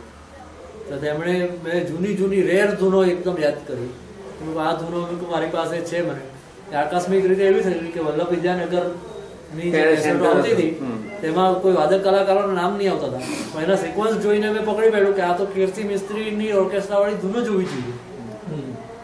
એ રીતે મેં એક કેસેટ ખરીદેલી અને એ કેસેટ એની ધૂન માટે મેં એને માટે ખાસ લીધેલી. તે મેં વાત કરી કે આવી રીતે મેં આ ધૂનો આવી રીતે કેપ્ચર કરેલી છે. તો એ યાદ કરે એટલે કોઈ પણ માણસને પોતાની રેર ચીજો તમે યાદ કરાવો તો આપણો ચાહક થવાનો જ એ ફેક્ટ છે. સીધો મને કાર્ડ પકડાવી દો એ you come at my home we share talk. પછી તો એમની સાથે ઘણી વાર જવાનું થયું એમને ઘેરે. અને તે હવે એ દરમિયાન હવે અમીન સાયાનીની વાત કરું તો એ અમીન સાયાનીને એ પ્રોગ્રામમાં ઇન્વાઇટ કરેલા તો એમને તદ્દન નજીકથી જોયા. વાડિયા સાહેબ મારી સાથે હતા તે કોઈ વાર વાત કરતા હતા એટલે એમને નજીકથી વાડિયા સાહેબ મારી સાથે જ હતા. તો એમણે કહ્યું કે આપકો યાદ હે મેં આપકો કભી કભી ફોન કરતો હા યાદ હે. તો અમીન સાહેબ એટલું જ મને એમની પાસે બેઠો કે હરમંદિરસિંહ કહા ગયે. આ મારી પહેલી વગર ઓળખાણ પણ નહીં ત્યારે ઇન્ટ્રોડ્યુસ પણ નહીં થયું એક આવેલામાંથી એક વ્યક્તિ તરીકે. પછી મારી બેંકની પાછી એકવાર ટ્રેનિંગ આવીને હું ગયો ત્યારે વાડિયા સાહેબે મને રેડિયો સિલોનની ત્યાં આગળ રેડિયો એડવર્ટાઇઝિંગ સર્વિસીસ નામે ઓફિસ ચાલે તેના જે ચીફ કે.એન. સ્વામી તેમની સાથે એમને સિલોન રેડિયોને કારણે પરિચય થયો. એટલે વાડિયા સાહેબે મને કેવી રીતે એ કરેલો કે સિલોનની કોઈ વાત હરીશભાઈને પૂછેલી તો હરીશભાઈ કે રેડિયો સાંભળવામાં તો એમ કે હું નહીં એમ કે પિયુષભાઈને પૂછો તમે કોઈ પણ પૂછવું હોય તો. એટલે વાડિયા સાહેબનો ફોન મને આવ્યો. મને પહેલાં નવો જ ફોન આવ્યો કેમ કે વાડિયાકરને કોઈનો ફોન આવ્યો મારી ઘરેથી એમ કહું તો વાડિયા તો આ જોવા જોઈએ પણ એ મને ફોન કેવી રીતે કરે હરીશભાઈ નંબર આપ્યો તો જ કરે. તો 2 વાર મળ્યો ને પછી હરીશભાઈને ફોન કરીને પૂછ્યું મેં તો આમનો તમે નંબર આપો, હું સામેથી ફોન કરું. તો આવા માણસને આપણે ફોન કરે, આપણે નહીં મળીએ તો ખરાબ લાગે, તમે ફોન કરો કેમ કે આ તો મેચ કરો. એટલે એ રીતે પછી બધી માહિતી કરતા હું મુંબઈ જવાનો હતો ત્યારે એમણે એમનું એડ્રેસ આપ્યું. ત્યાં જ અમીન સાની સાહેબની ઓફિસ, એની ઓફિસની બાજુમાં જ એટલે પેલી એડવર્ટાઇઝિંગ સર્વિસીસની ઓફિસનો કેટલો ભાગ વેચી કાઢેલો. અમીન સાની સાહેબે પોતાનો ઇન્ડિવિજ્યુઅલ બિઝનેસ ચાલુ કર્યો, એમાંથી છૂટા થઈને તેમણે પોતે પરચેસ કરી દીધો. એ મેં મારો ફ્રેન્ડ હતો તેણે બાય ચાન્સ અમે થોડા ટાઈમ પહેલાં ભાઈને મળવાનો ટાઈમ હતો તે પહેલાં અમે બહાર ફરતા હતા. એક સુરેન્દ્ર રામસિંઘાની કરીને મારી સાથે ભણવાનો હતો. તો મેં એને કહ્યું કે મારે આમાં જવાનું છે, મારી સાથે ચાલુ નહીં જરા કંપની એમની બોમ્બે ટેલિફોનમાં એ નોકરી કરે તમે એમ કે ચાલો. તો ત્યાં આગળ અમે બોર્ડ વાંચ્યું. અમે પહેલાં ભાઈ તો કારણસર નહીં મળ્યા, પણ આમનું બોર્ડ વાંચ્યું કે આપણે 1 મિનિટમાં મળવું જોઈએ. અમને પેલા રેડિયોવાળાને મળવાનો જે એક સિલસિલો ચાલુ થયેલો થોડો ધને પાય લોકો એક જરાક માટે પણ લોકો મળવું જોઈએ લોકો. તો મેં કહું એને આપણે ટ્રાય કરીએ. મેં કહું ટાઈમ નહીં હોય તો કંઈ નહીં, મેં નહીં ના ગયા તો પાછા જઈશું. હવે એણે એ થોડો જ્યોતિષો હતો કે મારો હાથ જોઈને એણે અડધા કલાક પહેલાં જ મને કહ્યું કે તારા નસીબમાં કે મોટા મોટા માણસોને મળવાનું છે.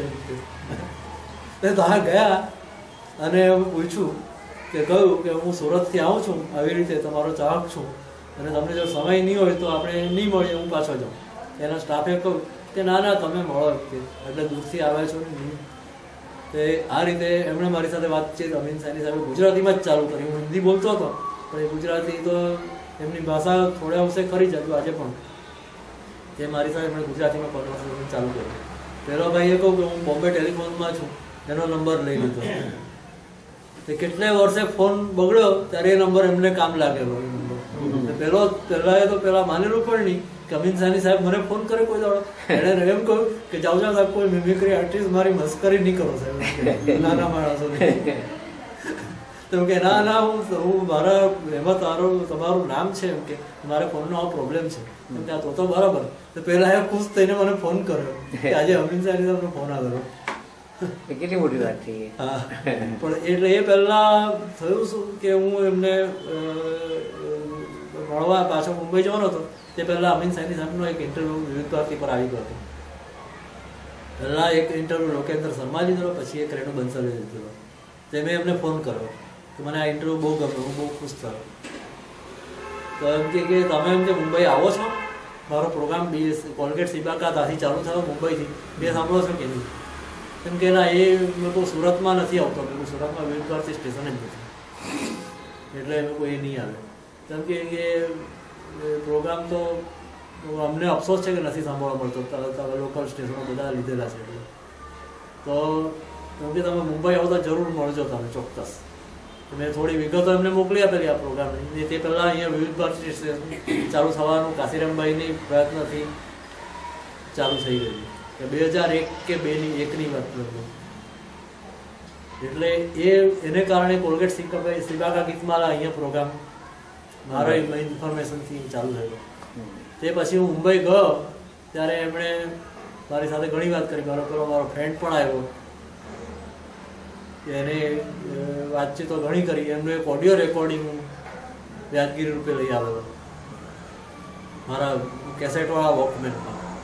કેમ કે તમે ગુજરાતીમાં બોલો કે હિન્દીમાં, તમે ગુજરાતીમાં બોલો તો એક મને એક વેરાયટી મળેલું છે. તો તે પ્રોગ્રામમાં એ બોલેલા કે આવી રીતે મારો પ્રોગ્રામ સુરતથી પણ ચાલુ થયો છે, પણ કે હું બહુ ગુજરાતી વધારે તો નથી બોલી શકતો, મારી ટેવ બધી ઘણી છૂટી ગઈ છે હિન્દીમાં કામ કરવાને કારણે. એટલે થોડું હિન્દીમાં બોલી છે. એમ તમને આખી મને સ્પીચ આપેલી એમણે મારા ટેપ રેકોર્ડર, મને ફોટો પડાવેલો મારી સાથે, મારો કેમેરો લઈ ગયો. એટલે પછીથી એમ કે તમે જ્યારે આવો ત્યારે મને એમ કે ઇન્ફોર્મ કરવાના, તમે એમ કે આવો તો મને ગમશે. આપણે સમય જો બંનેનો કન્વિનિયન્ટ હોય આપણે ચોક્કસ વાતચીત કરીશું. એટલે આ એક સિલસિલો પછી એક સંબંધ જેવા જ થઈ ગયા મારા. અને મારે ઇવન કોઈ સુરતથી પણ જાય તો તેને પૂછે કે તમે પિયુષભાઈ મહેતાને ઓળખો છો કે નહીં. એટલે પહેલી મુલાકાત પછી આ સિલસિલો લગભગ 2-3 વર્ષ પછી આવેલો. પહેલી મુલાકાતથી કંઈ મને એમણે યાદ નહીં રાખેલો, કારણ કે આટલા બધા કામમાં માણસ અને આટલા બધા લોકો એને મળતા હોય તો એ યાદ ક્યાંથી રાખે. પણ પછી જે થોડી વાતચીત આવી રીતની પ્રોગ્રામોની કે એની થાય ને એટલે એ રીતે યાદ રહેતો થયો. પછીથી એક પ્રોગ્રામ પાછો એકવાર જવાનું થયું ત્યારે ફોન પર જ મેં એમની સાથે મુલાકાત લીધી, એપોઇન્ટમેન્ટ માંગી. એટલે એમની મુલાકાતનું કેવું છે, એપોઇન્ટમેન્ટ એ લોકો એ ડાયરીમાં ફિક્સ કરી દે. એ ટાઈમે બીજો પ્રોગ્રામ કોઈ કે બીજા કોઈની એપોઇન્ટમેન્ટ બુક નહીં કરે. એટલે આપણે એનું ડાયરીને જો માન આપીએ તો આપણું માનતા ચોક્કસ રહે છે. હા, એ લોકોની વ્યસ્તતાને આપણે ધ્યાનમાં રાખીને જ ચાલવાનું કોઈ પણ સંજોગોમાં, એમાં કોઈ મિલમેક નહીં કરે. એટલે તે વખતે મને બીજી વાર જ્યારે મુલાકાત માંગી કેમ કે તમે એક કામ કરો એમ કે હું તો મારી સાથે લંચ કરો, હું તમને વેજીટેરિયન લંચ કરાવીશ. એટલે એ લંચ કરો તો મેં કહું કે મને બાજુની હોટલમાં લઈ ગયા, મોટી 5 સ્ટાર એપોલો કે એવી હોટલ છે તેમાં મને લઈ ગયા. અને તે વખતે લઈ જતી વખતે મેં કહું કે મારી પાસે એક કેમેરા છે સાધારણ, લોકો આપણે આટલી યાદગીરીનું મને કહું કે એ કરી રહ્યું છું. કેમ કે એ શું કામ કે આ ઉપર વ્યવસ્થિત વાતચીત જ કરીશું એમ કરીને.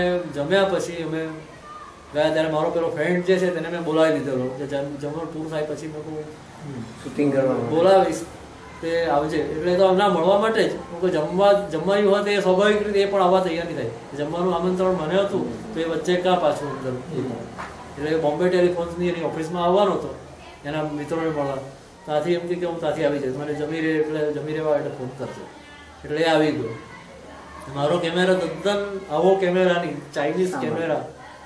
અને એમાં આપણે શૂટિંગ કરીએ તો કેવું કે આપણે સામે જોઈને કરીએ તો આપણે એને મોનિટર નહીં કરી શકીએ, આપણું માથું ઉપરથી રહી જાય કે એ રહી જાય. એટલે મેં એ કેમેરા એને આપી દીધો. મેં કહું જો મેં કહું આ પહેલી વાર તારા હાથમાં કેમેરા પકડાવું છું, પણ તારે એટલું ધ્યાન રાખવાનું કે આ મારું માથું અને આખું આવવું જોઈએ. તો આપણે એમ કે આ બરાબર છે હું જોઈ શકું. એણે હાથમાં લીધો કેમેરા ને ચાલુ થઈ ગઈ વાતચીત. એટલે પછી તો એમના પ્રોગ્રામોની ને બધી ઘણી વાતો અંદર અમે આખો ઇન્ટરનેટ પર યુટ્યુબ પર મૂકેલો જ છે. અને તેની અંદર પછી મેં એ મારો ફ્રેન્ડ છે તેને માટે પણ કહું કે એણે નામ દીધું કે ભાઈ આપ મારો જૂનો કોલેજ કાળનો મિત્ર છે, એણે મને શૂટિંગ કરી આપ્યું છે, એને પણ બતાવવા માગું છું. એટલે પછી અમે જગ્યા ચેન્જ કરી લીધી. એ આવ્યો તો એની સાથે પણ વાતચીત થઈ. તો પહેલા અમીન સાની સાહેબ એને રંભુજીઓ પૂછ્યું કે શું છે આપણું જ્યોતિષ શું કહે છે. तो साहब क्या आप ज्योतिष में मानते हैं? क्योंकि ज्योतिष में दो चीज होती है, एक 0 और एक 100. दोनों के बीच में एक रिजल्ट होगा नहीं, दूसरा कुछ नहीं. फेलियर पूरा फेलियर नहीं होता, सक्सेस पूरी सक्सेस नहीं होती है. ये એનો ભાવાર્થ હતો. એટલે એ રીતે એની સાથે પણ વાતચીત થોડી કરી અને અમારી સરસ મુલાકાત એ થઈ. તે વખતે વિવિધ ભારતી પર હું ગયો અને તે વખતે ઇન્ટરનેટ બધું નવું ચાલુ થયેલું હતું. આ મુલાકાત ઇન્ટરનેટ પર મૂકું છું. કઈ રીતે મૂકીએ, યુનુસ ખાને રેડિયો નામનો એક બ્લોગ ચાલુ કરેલો, તેમાં હું મેમ્બર થઈ ગયો હતો. તો મેમ્બર એટલે રાઇટર્સ ટીમ જે હોય તેમાં એ લોકોએ શરૂઆતમાં મને સામેલ કરેલો હતો. અને તેની અંદર મેં આ મુલાકાત મૂકી. પહેલી રેડિયો નામામાં પહેલી વાત તો એવી થઈ કે એ લોકો કોઈ 4-5 જણની ટીમ હતી તો કોઈને કોઈ એ રેડિયો પ્રસારણના અમુક વર્ષ તેની અંદર એ લોકોએ બધા લેખ માગેલા હતા. તેમાં મુંબઈના એક પત્રકાર બીજા કમલ શર્મા, એટલે વિવિધ ભારતીના એનાઉન્સર નહીં, એ પત્રકાર કમલ શર્મા છે, એ ગુજરાતી જાણે છે, એના એ કમલ શર્મા નહીં. એટલે મેં એને પૂછ્યું, કમલ શર્મા નામ વાંચ્યું એના પહેલાના ગ્રુપમાં, એવું તમે કમલ શર્મા એટલે વિવિધ ભારતીના કમલ શર્મા કે બીજા કમલ શર્મા? કેમ કે ના હું બીજો છું, પત્રકાર છું. એવી રીતે મારું પછી તો આવી રીતે હું રેડિયો શ્રોતા છું, આ કમલ શર્માને જાણું છું એટલે મેં પૂછ્યું છું. પછી એમણે કહ્યું તમે એક લેખ આપો. તો લેખમાં શું થયું કે એક યશ કુમાર વર્મા કરીને ચંદીગઢમાં એક ભાઈ છે, રેડિયોના બહુ મોટા નામ શ્રોતા તરીકે હલો ફરમાઈશ ને બધામાં એનું નામ આવ્યા કરે. તેમણે મારી પાસે એની પત્રિકા માટે લેખ માંગેલો. ત્યાં સુધી મેં એને વર્ષ સુધી તકડાવેલો, હિન્દીમાં હું લખું કેવી રીતે. પછી ધીરે ધીરે કરીને લખ્યો અને મોકલી આપ્યું. તો મારા ફોટા સાથે એણે એની પત્રિકામાં એ પ્રસારિત કરેલો. એટલે એ લેખ મારી પાસે તૈયાર હતો. પહેલાંને મોકલ્યું કે આમાં મારી પાસે પ્રિન્ટેડની એ છે, રિટર્ન નથી, તમારે આના પરથી તમારે જે રિટર્ન ડોક્યુમેન્ટના ફોર્મેટમાં તમારે જાતે એ કરવું પડે. તો હું તમને આપી શકું. કારણ કે મારી પાસે એટલો ટાઈમ છે નહીં, હું એટલો સ્પીડ કોમ્પ્યુટરમાં પણ વિન્ડોઝમાં હું નવો હતો ત્યારે, વિન્ડોઝ બેઝમાં બેંકમાં કામ કરતો હતો અને આ લોકો જાણે છે એમાં હું મેન્યુમાંથી બહાર જઈને પણ કામ ઘણી વાર કરતો હતો. પણ વિન્ડોઝ મારા માટે તે વખતે 2001માં જ્યારે VR થયું હતું, વિન્ડોઝમાં આવ્યો ત્યારે એને માટે મારે શૂન્યથી શરૂઆત કરવાની જેવું હતું. એટલે ધીમે ધીમે હું શરૂઆત કરતો થયો. એટલે મેં કહું આટલું કામ તમે કરી શકતા હો તો હું તમને મોકલી આપું. એટલે મોકલી આપ્યું તે એણે છાપેલો. તો તે પછી આને મેં શું કર્યું કે સ્કેન કરીને એને મોકલી આપ્યો. તો તે એણે એ કર્યું. એટલે બીજા મારા ચાહકો એમાંથી ઇન્ટરનેટ પરથી થોડા બધા. પિયુષભાઈ, આ સિલોન વિશે કહો કે સિલોનમાં કેમ ગયું ભારતમાં? આ ની વાત કરી ને કે અહીંયા ફિલ્મ સંગીત પર બાન કરી દીધો. તમે શાસ્ત્રીય સંગીતને માટે કોઈ સ્પોન્સર થોડા મળે કે એમાં કોલગેટની જ્યારે ખબર આપે, બિનારકાની જ્યારે ખબર આપે, કેટલા લોકો દિલથી સાંભળે. શાસ્ત્રીય સંગીતમાં શું છે, બહુ ઉત્તમ સંગીત હોવા છતાં પણ તમે એકની એક વસ્તુ ઘૂંટી ઘૂંટીને જે ગાવાની તે નવા માણસને પહેલા પલ્લે પડે જ નહીં કોઈ દાડો. એટલે એ માણસ એટલો સાંભળવાળો વર્ગ એ શરૂઆતમાં ઉભો થયો. સરકારી કેમ બાન આવ્યો એ જરા વાત કરો ને. શા માટે ગયો? બીવી કેસકર મેં કહ્યું ને, એણે બધી ફિલ્મ સંગીતના પ્રોગ્રામ બધા બંધ કરાવી દેલા. અને એને કારણે સિલોન પહેલા મેં સાંભળ્યું નથી પોતે, પણ એવું વાંચ્યું છે કે રેડિયો ગોવામાં કોમર્શિયલ સર્વિસ કઈ હતી એવું વાંચ્યું છે. સાચું ખોટું હું હજી એને કહી શકતો નથી. એટલે ત્યાંથી જ્યારે ખબર આવતી હતી એ જોઈને રેડિયો સિલોનવાળા એક તક ઝડપી કે ઇંગ્લિશ પ્રોગ્રામ રેડિયો સિલોનના આવતા હતા. અને 1952થી રેડિયો સિલોન ચાલતું હતું અને 1949થી ચાલતું હતું. અને 52ની સાલથી સ્પોન્સર પ્રોગ્રામને જાહેર ખબર બધું ચાલતું હતું. તેમાં લોકલ પ્રોગ્રામ ત્યાંથી જે લોકલ તો નહીં કહેવાય પણ એટલે લાઈવ પ્રોગ્રામ જે આવતા હતા તે બધા ફિલ્મ સંગીત એક પછી એક વગાડવાના, એની પોપ્યુલારિટીની હતી. પણ અમીન સયાની સાહેબનો પ્રોગ્રામ ત્યાં ગયો. એટલે એ લોકોએ અહીંયા સિલોનના જે ચેરમેન હતા ને એના બીજા 2 ફ્રેન્ડ હતા. એક ઓસ્ટ્રેલિયન ચેરમેન હતા, નામ અત્યારે ભૂલી ગયો છું. અને એના 2 ફ્રેન્ડને એડવર્ટાઇઝિંગ સર્વિસીસની એ બોમ્બેની શાખા અને મદ્રાસની શાખા સ્થાપવા માટે એમણે કહ્યું કે તમે એડવર્ટાઇઝિંગ સર્વિસીસ અહીંયા સ્થાપો.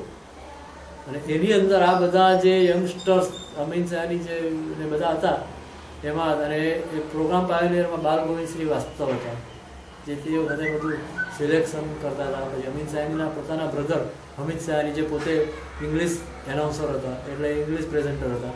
અને એ પણ બિનાકા ગીતમાલા ને એ બધા પ્રોગ્રામ ઇંગ્લિશ બિનાકા ચાલુ થયેલું તે રેડિયો ઇંગ્લિશ સિલોન પરથી ચાલુ થયું. બધું જે એનું એ થતું તે બોમ્બે થી જ થતું, રેકોર્ડિંગ બોમ્બે થાય અને ત્યાં એર બાય એર ત્યાં જાય. અમીન સયાની સાહેબે સિલોન પર ક્યારે પણ લાઈવ બ્રોડકાસ્ટ કર્યું નથી. એટલે આ પણ એક જોવાની ખૂબી છે કે આટલો મોટો ભારત દેશ અને ભારત દેશમાં એ જ તો સવાલ છે કે ભારત દેશમાં આના પર બાન આવે અને એ પછી સિલોન થી બ્રોડકાસ્ટ કરવું પડે, એ પણ આપણા ભારત દેશ માટે કેટલી વિચિત્ર વાત. ચાલુ કેમ થયું? એ લોકોએ વેપારી તક ઝડપી લીધી આવકની અને ભારતમાં જ બધા ત્યાં ગયા અને સિલોન થી ચાલુ કર્યા. એશિયામાં જોયું લોકો હિન્દી, આપણે જ સિલોન ગયા. આપણે પોલું જોઈને પેસી જાય એમ જે કહેવાય છે ને એવું અહીંનું પોલાણ જોઈને રેડિયો સિલોન અહીંયા બેસી ગયું. આ બધી માહિતીઓ, ઘણી બધી માહિતી સફારીમાં આવેલી હતી, સફારીના ઉપર. હવે આપણે અહીંયા જે વિવિધ ભારતીને બધા પ્રોગ્રામો આપણા આના પરથી પ્રસારિત થાય છે, તો આ બેને અલગ કરી દઈએ તો કે પહેલા જે આપણા અમદાવાદ વડોદરા સાંભળતા હતા એ ફરી પાછું સંભળાય. અને આ સુરતમાં FM નું સ્વતંત્ર કે ભાઈ એના પર જો એ આખો એ વાત જરા કરો છે કે આપણા આની અંદર પેલા પ્રોગ્રામો આવે અને એ પ્રોગ્રામો પણ છે તે આની અંદર કેમ મિક્સ કરવામાં? એને માટે શું છે કે આપણે અહીંયા સુરત જે વિવિધ ભારતીનું જે નેટવર્ક છે ને એવું અહીંયા નેટવર્ક અહીંયા હોવું જોઈએ. એટલે નેટવર્ક એટલે કેવું, અત્યારે વિવિધ ભારતીના પ્રોગ્રામ સેટેલાઇટથી અપલિંક થાય.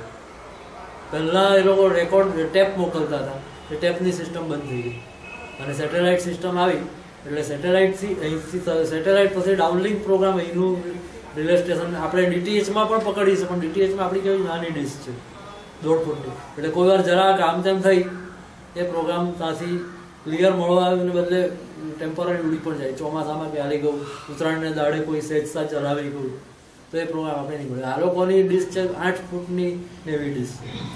અને અલગ અલગ ફ્રીક્વન્સી પરથી એ લોકો ઓપ્શન રાખે કે જુદી જુદી ફ્રીક્વન્સી આવશે એના પરથી મળે એ લોકો લઈને અહીંના ટ્રાન્સમીટર પરથી આ લોકો રિલે કરે છે.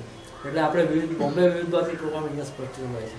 તો આ જ વસ્તુનું મેં નમસ્કાર આકાશવાણી જે અમદાવાદનો પ્રોગ્રામ આવે છે તેમાં પ્રવીણભાઈ દવે સાથે ભાગ લીધેલો ત્યારે આ જ વસ્તુ મેં કહી કે અમદાવાદના પ્રોગ્રામ અમને મેં કહું કે આજે તો તમારે લોકલ યંગસ્ટર સુધી પહોંચાડવો હોય અને જૂનો વારસો પહોંચાડવો હોય તો એને માટે જરૂરી એ છે કે સુરતમાં બીજી ચેનલનું ટ્રાન્સમિશન નંખાય અને તે અમદાવાદના પ્રોગ્રામ રિલે કરે સેટેલાઇટ થ્રુ, અને તો જ મોબાઈલની અંદર ક્રિસ્ટલ ક્લિયર રિસેપ્શન મળી શકે અને તો જ આ વારસો આપણો જળવાયેલો રહેશે.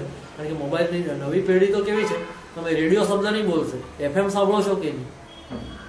આપણે નીકળી ગયો જે 93-94માં આપણે રેડિયો એટલે FM એટલે એમ કે FM-માં શું લેવાનું, મીડિયમ આ ફૂલ ફ્લેજ સ્ટેશન કહેવાય. આ જે બોલનારા આજે નવી પેઢીની સ્થિતિ આખી રિવર્સ થઈ ગઈ કે મીડિયમ વેવ શોર્ટ વેવ શું છે એ લોકોને કોઈ નોલેજ જ નથી. એટલે શોર્ટ વેવ એટલે ઇન્ટરનેશનલ બ્રોડકાસ્ટ કે નેશનલ બ્રોડકાસ્ટ માટે છે કે જેની એના વેવ્સ કેવી રીતે આવે છે. એ પેલો મીડિયમ વેવની જે વાત કરી જમીનને સરતા જે આવે છે, જ્યારે શોર્ટ વેવના વેવ્સ કેવા છે કે આઇનોસ્ફિયર પર જાય અને એની અંદર એમાં અથડાતા પાછા નીચે ઉતરે દરેક. હા, અને તે આપણા રેડિયોનું એન્ટેના પકડે એટલે એ દૂર સુધી પહોંચે. પણ આ મીડિયમ વેવ ને શોર્ટ વેવમાં એક જ તકલીફ કે તમને ઘરમાં પાણીની મોટર ચાલતી હોય મોટા એપાર્ટમેન્ટમાં કે બહાર અહીંયા રોડ પર વાહન જતું હોય મોટું હેવી વ્હીકલ તો તરત જ એનો અવાજ આવે. આપણે પસાર થઈએ તો પણ થાય, આપણે પસાર થઈએ તો પણ પેલો ખડખડ ખડખડ. એટલે ઇન્ડસ્ટ્રીયલાઇઝેશન જેમ વધુ ને જેમ ટેકનોલોજી વધી તેમ મીડિયમ વેવ અને શોર્ટ વેવ નું પ્રસારણ વિકસ થતું હોય. પાવરફુલ ટ્રાન્સમિશન કહેવાય તો પણ અહીંયા નહીં પકડાય એવી સ્થિતિ કેટલી વાર આવી. એટલે એને કારણે FM ટેકનોલોજી આવી કે જે FM લોકલ હોવા છતાં પણ ક્રિસ્ટલ ક્લિયર ટેકનોલોજી છે.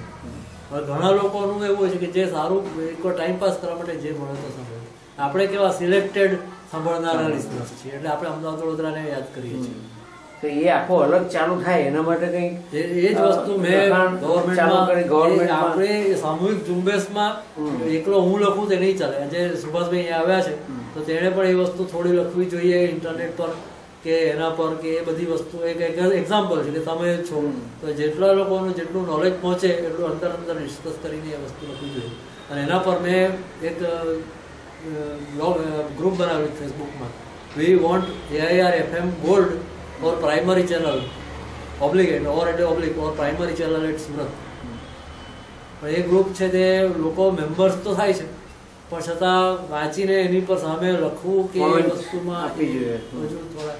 એટલે મારે અને એમાં મેં કહું કે એક લોકોની નોલેજ એટલું પહેલેથી વાંચેલું તો પહોંચતું નહીં હોય કે કેટલાક લોકોને આ જે પેલી બીક લાગે છે તે કે અમે અંદર આગળ પડવા જઈશું તો અમારું ખરેખર એની જાણકારી નથી હોતી અને જાણકારી જે લોકોની પાસે છે તે લોકો આ બીકે કે અમારી અહીંયા એન્ટ્રી બંધ થઈ જાય તો એ બધા જે સક્રિય છે એ લોકો વારાબંધી. હવે કોઈક તમારે થોડી વાતો બાકી હોય તો કોઈને પ્રશ્ન પૂછવો હોય તો તમે પૂછી શકો. એટલે હવે મારી પૂરક માહિતી આપું પછી મારે જેમ જાઓ. કારણ કે કદાચ હું નીચે ગયો ત્યારે બોલાવવાનું ખબર કે સિલેક્શન કેવી રીતે થાય છે એ તમને ખબર નહીં હોય કલાકારોનું, ગાયક ખાસ કરીને.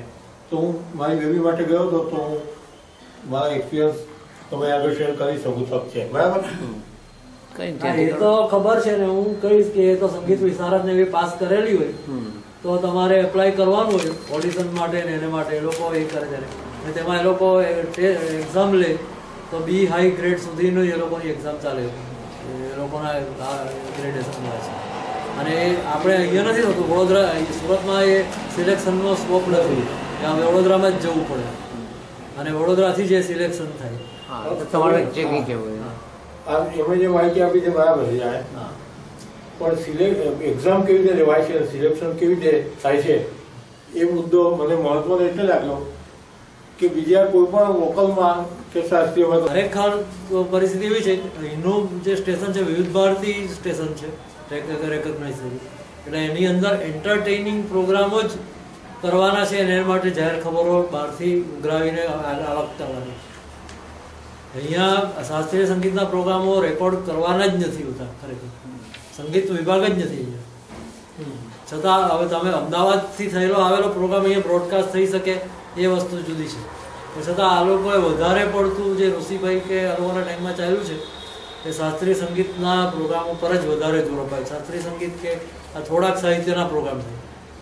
એટલે આ લોકોનું જે સ્થાન છે ને વડોદરામાં છે, ને વડોદરાને અહીંયા એ લોકોને પ્રાઇમરી ચેનલ બનાવીને એ લોકોને સ્થાન આપે તો તે વસ્તુ ઉત્તમ છે. પણ એ વસ્તુ થઈ નથી, અને આ વિવિધ ભારતી ચેનલ પર જે નાના લિસનર જે છે એ લોકોનો રાઈટ અત્યારે ડિપ્રાઈવ થઈ રહ્યો છે.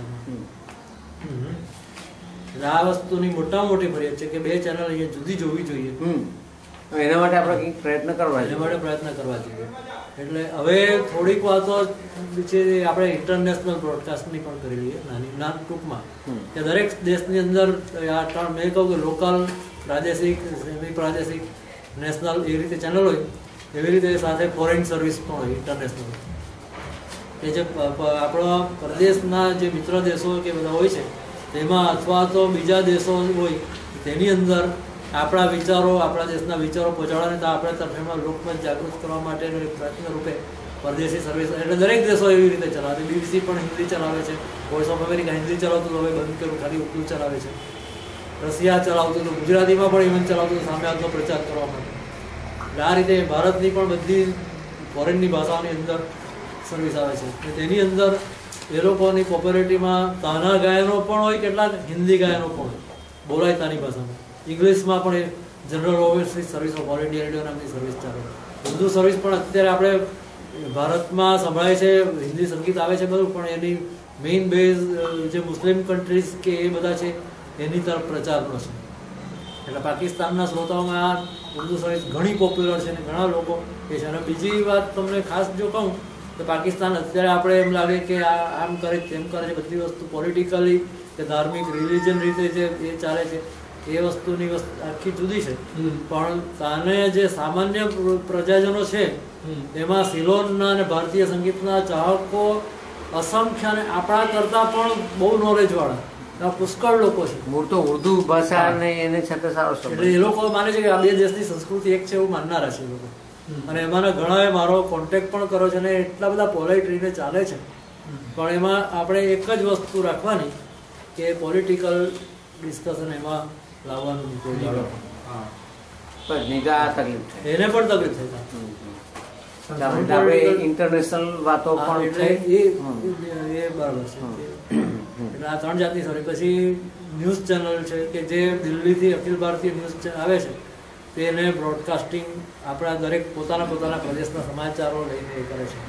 હવે તમને અમદાવાદની એક વિસંગતિ એ આપું કે પહેલાં જે સિંધી સમાચાર અને સિંધી સર્વિસ જે સિંધી ન્યૂઝ હતા તે બધા દિલ્હીથી ને બધેથી આવતા હતા. હવે થયું છે કેવું કે અમદાવાદની અંદર એ લોકોએ એક જે પ્રોડક્શન સ્ટુડિયો છે એને ટેમ્પરરી એક બ્રોડકાસ્ટિંગ સ્ટુડિયો તરીકે સ્થાપી દે છે. હવે તમે અમદાવાદ વડોદરા જો રેડિયો પર જો સાંભળો તો તમને સળંગ પ્રોગ્રામ મળે. દાખલા તરીકે એક પ્રોગ્રામ છે જનરલ નોલેજ સાથે ફિલ્મ સંગીતનો, સવારે નામમાં આવે છે ત્યારે. તો તમને રેડિયો પર તમને સળંગ પ્રોગ્રામ સાંભળવા મળે. તમે જેવું સેટેલાઇટ પરથી ક્લિયર રિસેપ્શન લેવા જાઓ તો તમને વચ્ચે 10 મિનિટના સિંધી સમાચાર મળે. પછી સવારે સુગમ સંગીત આવે ત્યારે આપણા રત્નાબેન જાદવાણી એ વડોદરા ઘણીવાર જઈ આવે છે. એનું રેકોર્ડિંગ કરવું હોય ત્યારે મને રેકોર્ડિંગ કરવા માટે એ કહે કે તમે સેટેલાઇટ પરથી રેકોર્ડિંગ કરો છો ને સારું થાય. એનું સુધીર યાર્ડીનું પણ મેં 2 વાર કર્યું. અખિલ ભારતીય એમાં ગયા ત્યારે એમણે પણ મને કહ્યું હતું. તો તે રેકોર્ડ હવે રત્નાબેન જાદવાણીનું સુગમ સંગીત સવારે 7:20 જ આવે અને 7:25 અમદાવાદવાળા રેડિયો બ્રોડકાસ્ટ સેટેલાઇટ પરથી કાપીને એ લોકોના બીજા સ્ટુડિયોમાંથી સિંધી સમાચાર ચાલુ કરે. એટલે આ બેનનો પ્રોગ્રામ 2 વખત અધૂરો આવ્યો. હવે આવી વસ્તુઓની સામે લડવાનું છે. ભાઈ સિંધી સમાચાર કે એ બધાને માટે આપણે બેઝિકલી આપણા જ લોકો છે, આપણી ભાષા છે, પણ તમે એને સેટેલાઇટ પર અલગ ટ્રાન્સપોન્ડર આપો. તમે ગુજરાતીના ટ્રાન્સપોન્ડરમાંથી શું કામ? અને ઇન્ટરનેશનલ આ બ્રોડકાસ્ટ જાય છે. ઇંગ્લેન્ડમાં રહેતો પણ DTH પરથી અમદાવાદ વડોદરા સાંભળી શકે, અમેરિકામાં રહેતો પણ સાંભળી શકે. તો તેની અંદર તમે વચ્ચે કોઈ પણ બોલ્યા વગર, સૂચના વગર વચ્ચે આવું ઘૂસણખોરી થાય તે એ લોકોને કેવી ઇમ્પ્રેશન પડે જે આવા હાઈફાઈ લોકો કહેવાય છે. એટલે આ બધી વસ્તુની રજૂઆત ખાસ કરવાની છે. અને આના માટે તો જાગૃતિ જ કેળવવી પડે. અને રાજકીય રાગવગ સિવાય રાજકીય રાગવગમાં હું એટલે એના સિવાય નિરાશા થઈ છે. કાશીરામભાઈ ના ગયા પછી એમની આપણે એવી ઊભી કરવી પડે કે ભાઈ આ સ્થાનિક માણસો. દર્શનાબેન જરદોસ છે, સંસદ પહેલા સાંસ્કૃતિક સમિતિના પહેલા આપણા મેયર હતા સવિતાબેન શારદા. એ અહીંયા મેયર હતા ત્યારે એને માટે હું ગયો હતો કે આ તમે કોર્પોરેશને ₹1 ટોકન પેટે કે એવી રીતે જમીન આકાશવાણી આપી દીધી છે. હવે શું આકાશવાણી જે કરે તે એમાં કોર્પોરેશનનો કોઈ અવાજ જ બિલકુલ તેના માટે નહીં હોવો જોઈએ. તો એમણે કંઈ કર્યું, મારા હાથમાંથી કાગળ લઈને હસીને બેસી ગયા. એ તરતમાં રાજ્યસભામાં ગયા, ચેનલ પર આવ્યા સુરત પર. ત્યારે મેં એને આ સવાલ પૂછ્યો કે તમે આ વસ્તુ કરશો કેમ નહીં. તો વચ્ચે બ્રેક આવ્યો, તેમાં એ લોકો નક્કી કરી દીધું. મને જવાબ મળ્યો કે તમારો સવાલ અત્યારે અસ્થાને છે અને પેન્શન લઈને બધા એ લોકો એ કરી દીધું. અત્યારે પ્રવીણભાઈ નાયક એ મને ભાજપમાં આવતા પહેલાના મને દીઠે પર્સનલી ઓળખે ને કેટલી વાર ઓફિસમાં ભેગા થયા. તો તે રાજ્યસભામાં એમણે પણ પેન્શન લઈને આખું કરી દીધું, પણ રજૂઆત કરવામાં ઇવન CR પાટીલ સાહેબે શરૂઆતમાં એનો કોઈ પીએ હશે તે મને સરખા જવાબ આપતો હતો. આજે મને એની બાબતમાં સરખા જવાબ મળતા નથી. દર્શનાબેન જરદોસ અહીંયા આકાશવાણી પર જ્યારે ચૂંટાઈને આવ્યા સંસ્કૃત સમિતિના ચેરમેન પછી સીધો જે હાઈજમ્પ માર્યો વિધાનસભાને બધું લોકસભામાં, તો તે વખતે એમની આમ્રપાલી બહેને તો મોટા માણસોને બોલાવવાના જ બોલાવ્યા, બધી વાતો કરી, બધું કર્યું. પણ એમને એ ખ્યાલ નથી આવતો કે આ સુરત રાજકોટ આપણે અમદાવાદની સાથે કમ્પેર નથી કરતા. રાજકોટની સાથે આપણે કમ્પેર કરીએ આપણે સ્ટેશન તો બંને એ દક્ષિણ ગુજરાતનું આ પાટનગર છે, પેલું સૌરાષ્ટ્રનું પાટનગર છે, વણઘોષિત પાટનગર. તો એને માટે સ્ટેશન રાજકોટના લેવલનું કેમ નહીં? હા, તમે high power transmitter Urdu service માટે તમે એને આપો, તેને આપણે અંદર નથી લેતા, એ ત્યાં હોય બરાબર છે. પણ જે સેમી પ્રાદેશિક અર્ધ પ્રાદેશિકની સંસ્કૃતિની વાત કરો તો તેની અંદર અને અર્ધ પ્રાદેશિકમાં પણ આપણે એવું જરૂરી નથી કે એક અર્ધ પ્રાદેશિક એટલે આદિવાસી કે એકલું ભીલ નહીં. અહીંયા સુરતની શહેર પણ 5 લાખની વસ્તીનું છે, તો તેનું પણ અંદર જે ઇન્વોલ્વમેન્ટ અંદર જે નાગરિક ભાષા તમે ગણો કે તેનું પણ અંદર ઇન્વોલ્વમેન્ટ હોવું જોઈએ. પિયુષભાઈ, હું માનું ત્યાં સુધી આટલું પૂરતું રાખીએ. અને મિત્રો, આપણે પિયુષભાઈએ જે એમને જે કંઈ આપણને આજે એમની માહિતી પૂરતા પ્રમાણમાં આપી અને એમના અનુભવો આપણી સાથે શેર કર્યા, તે એક અદ્ભુત વાત છે. અને આપણે એમને આજે એમના નોલેજનો જે લાભ મળ્યો, કારણ કે રેડિયો ખરેખર આપણે આટલી બધી ડિટેલમાં માહિતી આપણી પાસે હોતી નથી અને જાણતા પણ નથી હોતા. તો એ અદ્ભુત વાતો એમની પાસેથી જાણવા મળી. તો એ એમના નોલેજનો આજે આપણે પૂરેપૂરો લાભ લીધો અને આપણે ખૂબ બધી માહિતી જાણી. તો એમને આપણે તાળીઓથી વધાવીએ. આપણા એમ પણ પ્રોગ્રામો અંગેના કંઈ પણ રેડિયો વિશેના કંઈ પણ પ્રશ્નો હશે તો એ સોલ્વ કરવા માટે એમને આપણે મળીને કંઈ આના માટે હવે ભવિષ્યમાં કંઈક આગળ રજૂઆત કરવાની હોય તો આપણે બધાએ તૈયારી રાખવી પડશે. અને એ રેડિયો જે અત્યારે જે પરિસ્થિતિ છે એ બે વસ્તુ જુદી થાય અને આપણને મૂળભૂત પાછું જે વડોદરા અમદાવાદનું જે આપણને સાંભળવા મળે એટલે એને કારણે શું થશે કે એ જો કાર્યક્રમ અહીંયા સંભળાતા થશે તો આ લોકોને પણ ફરજિયાત સારા કાર્યક્રમો આપવાની ફરજ પડશે. એટલે એ સારા પ્રોગ્રામો આવતા હશે તો એ વસ્તુ આપણને લાભદાયી થશે.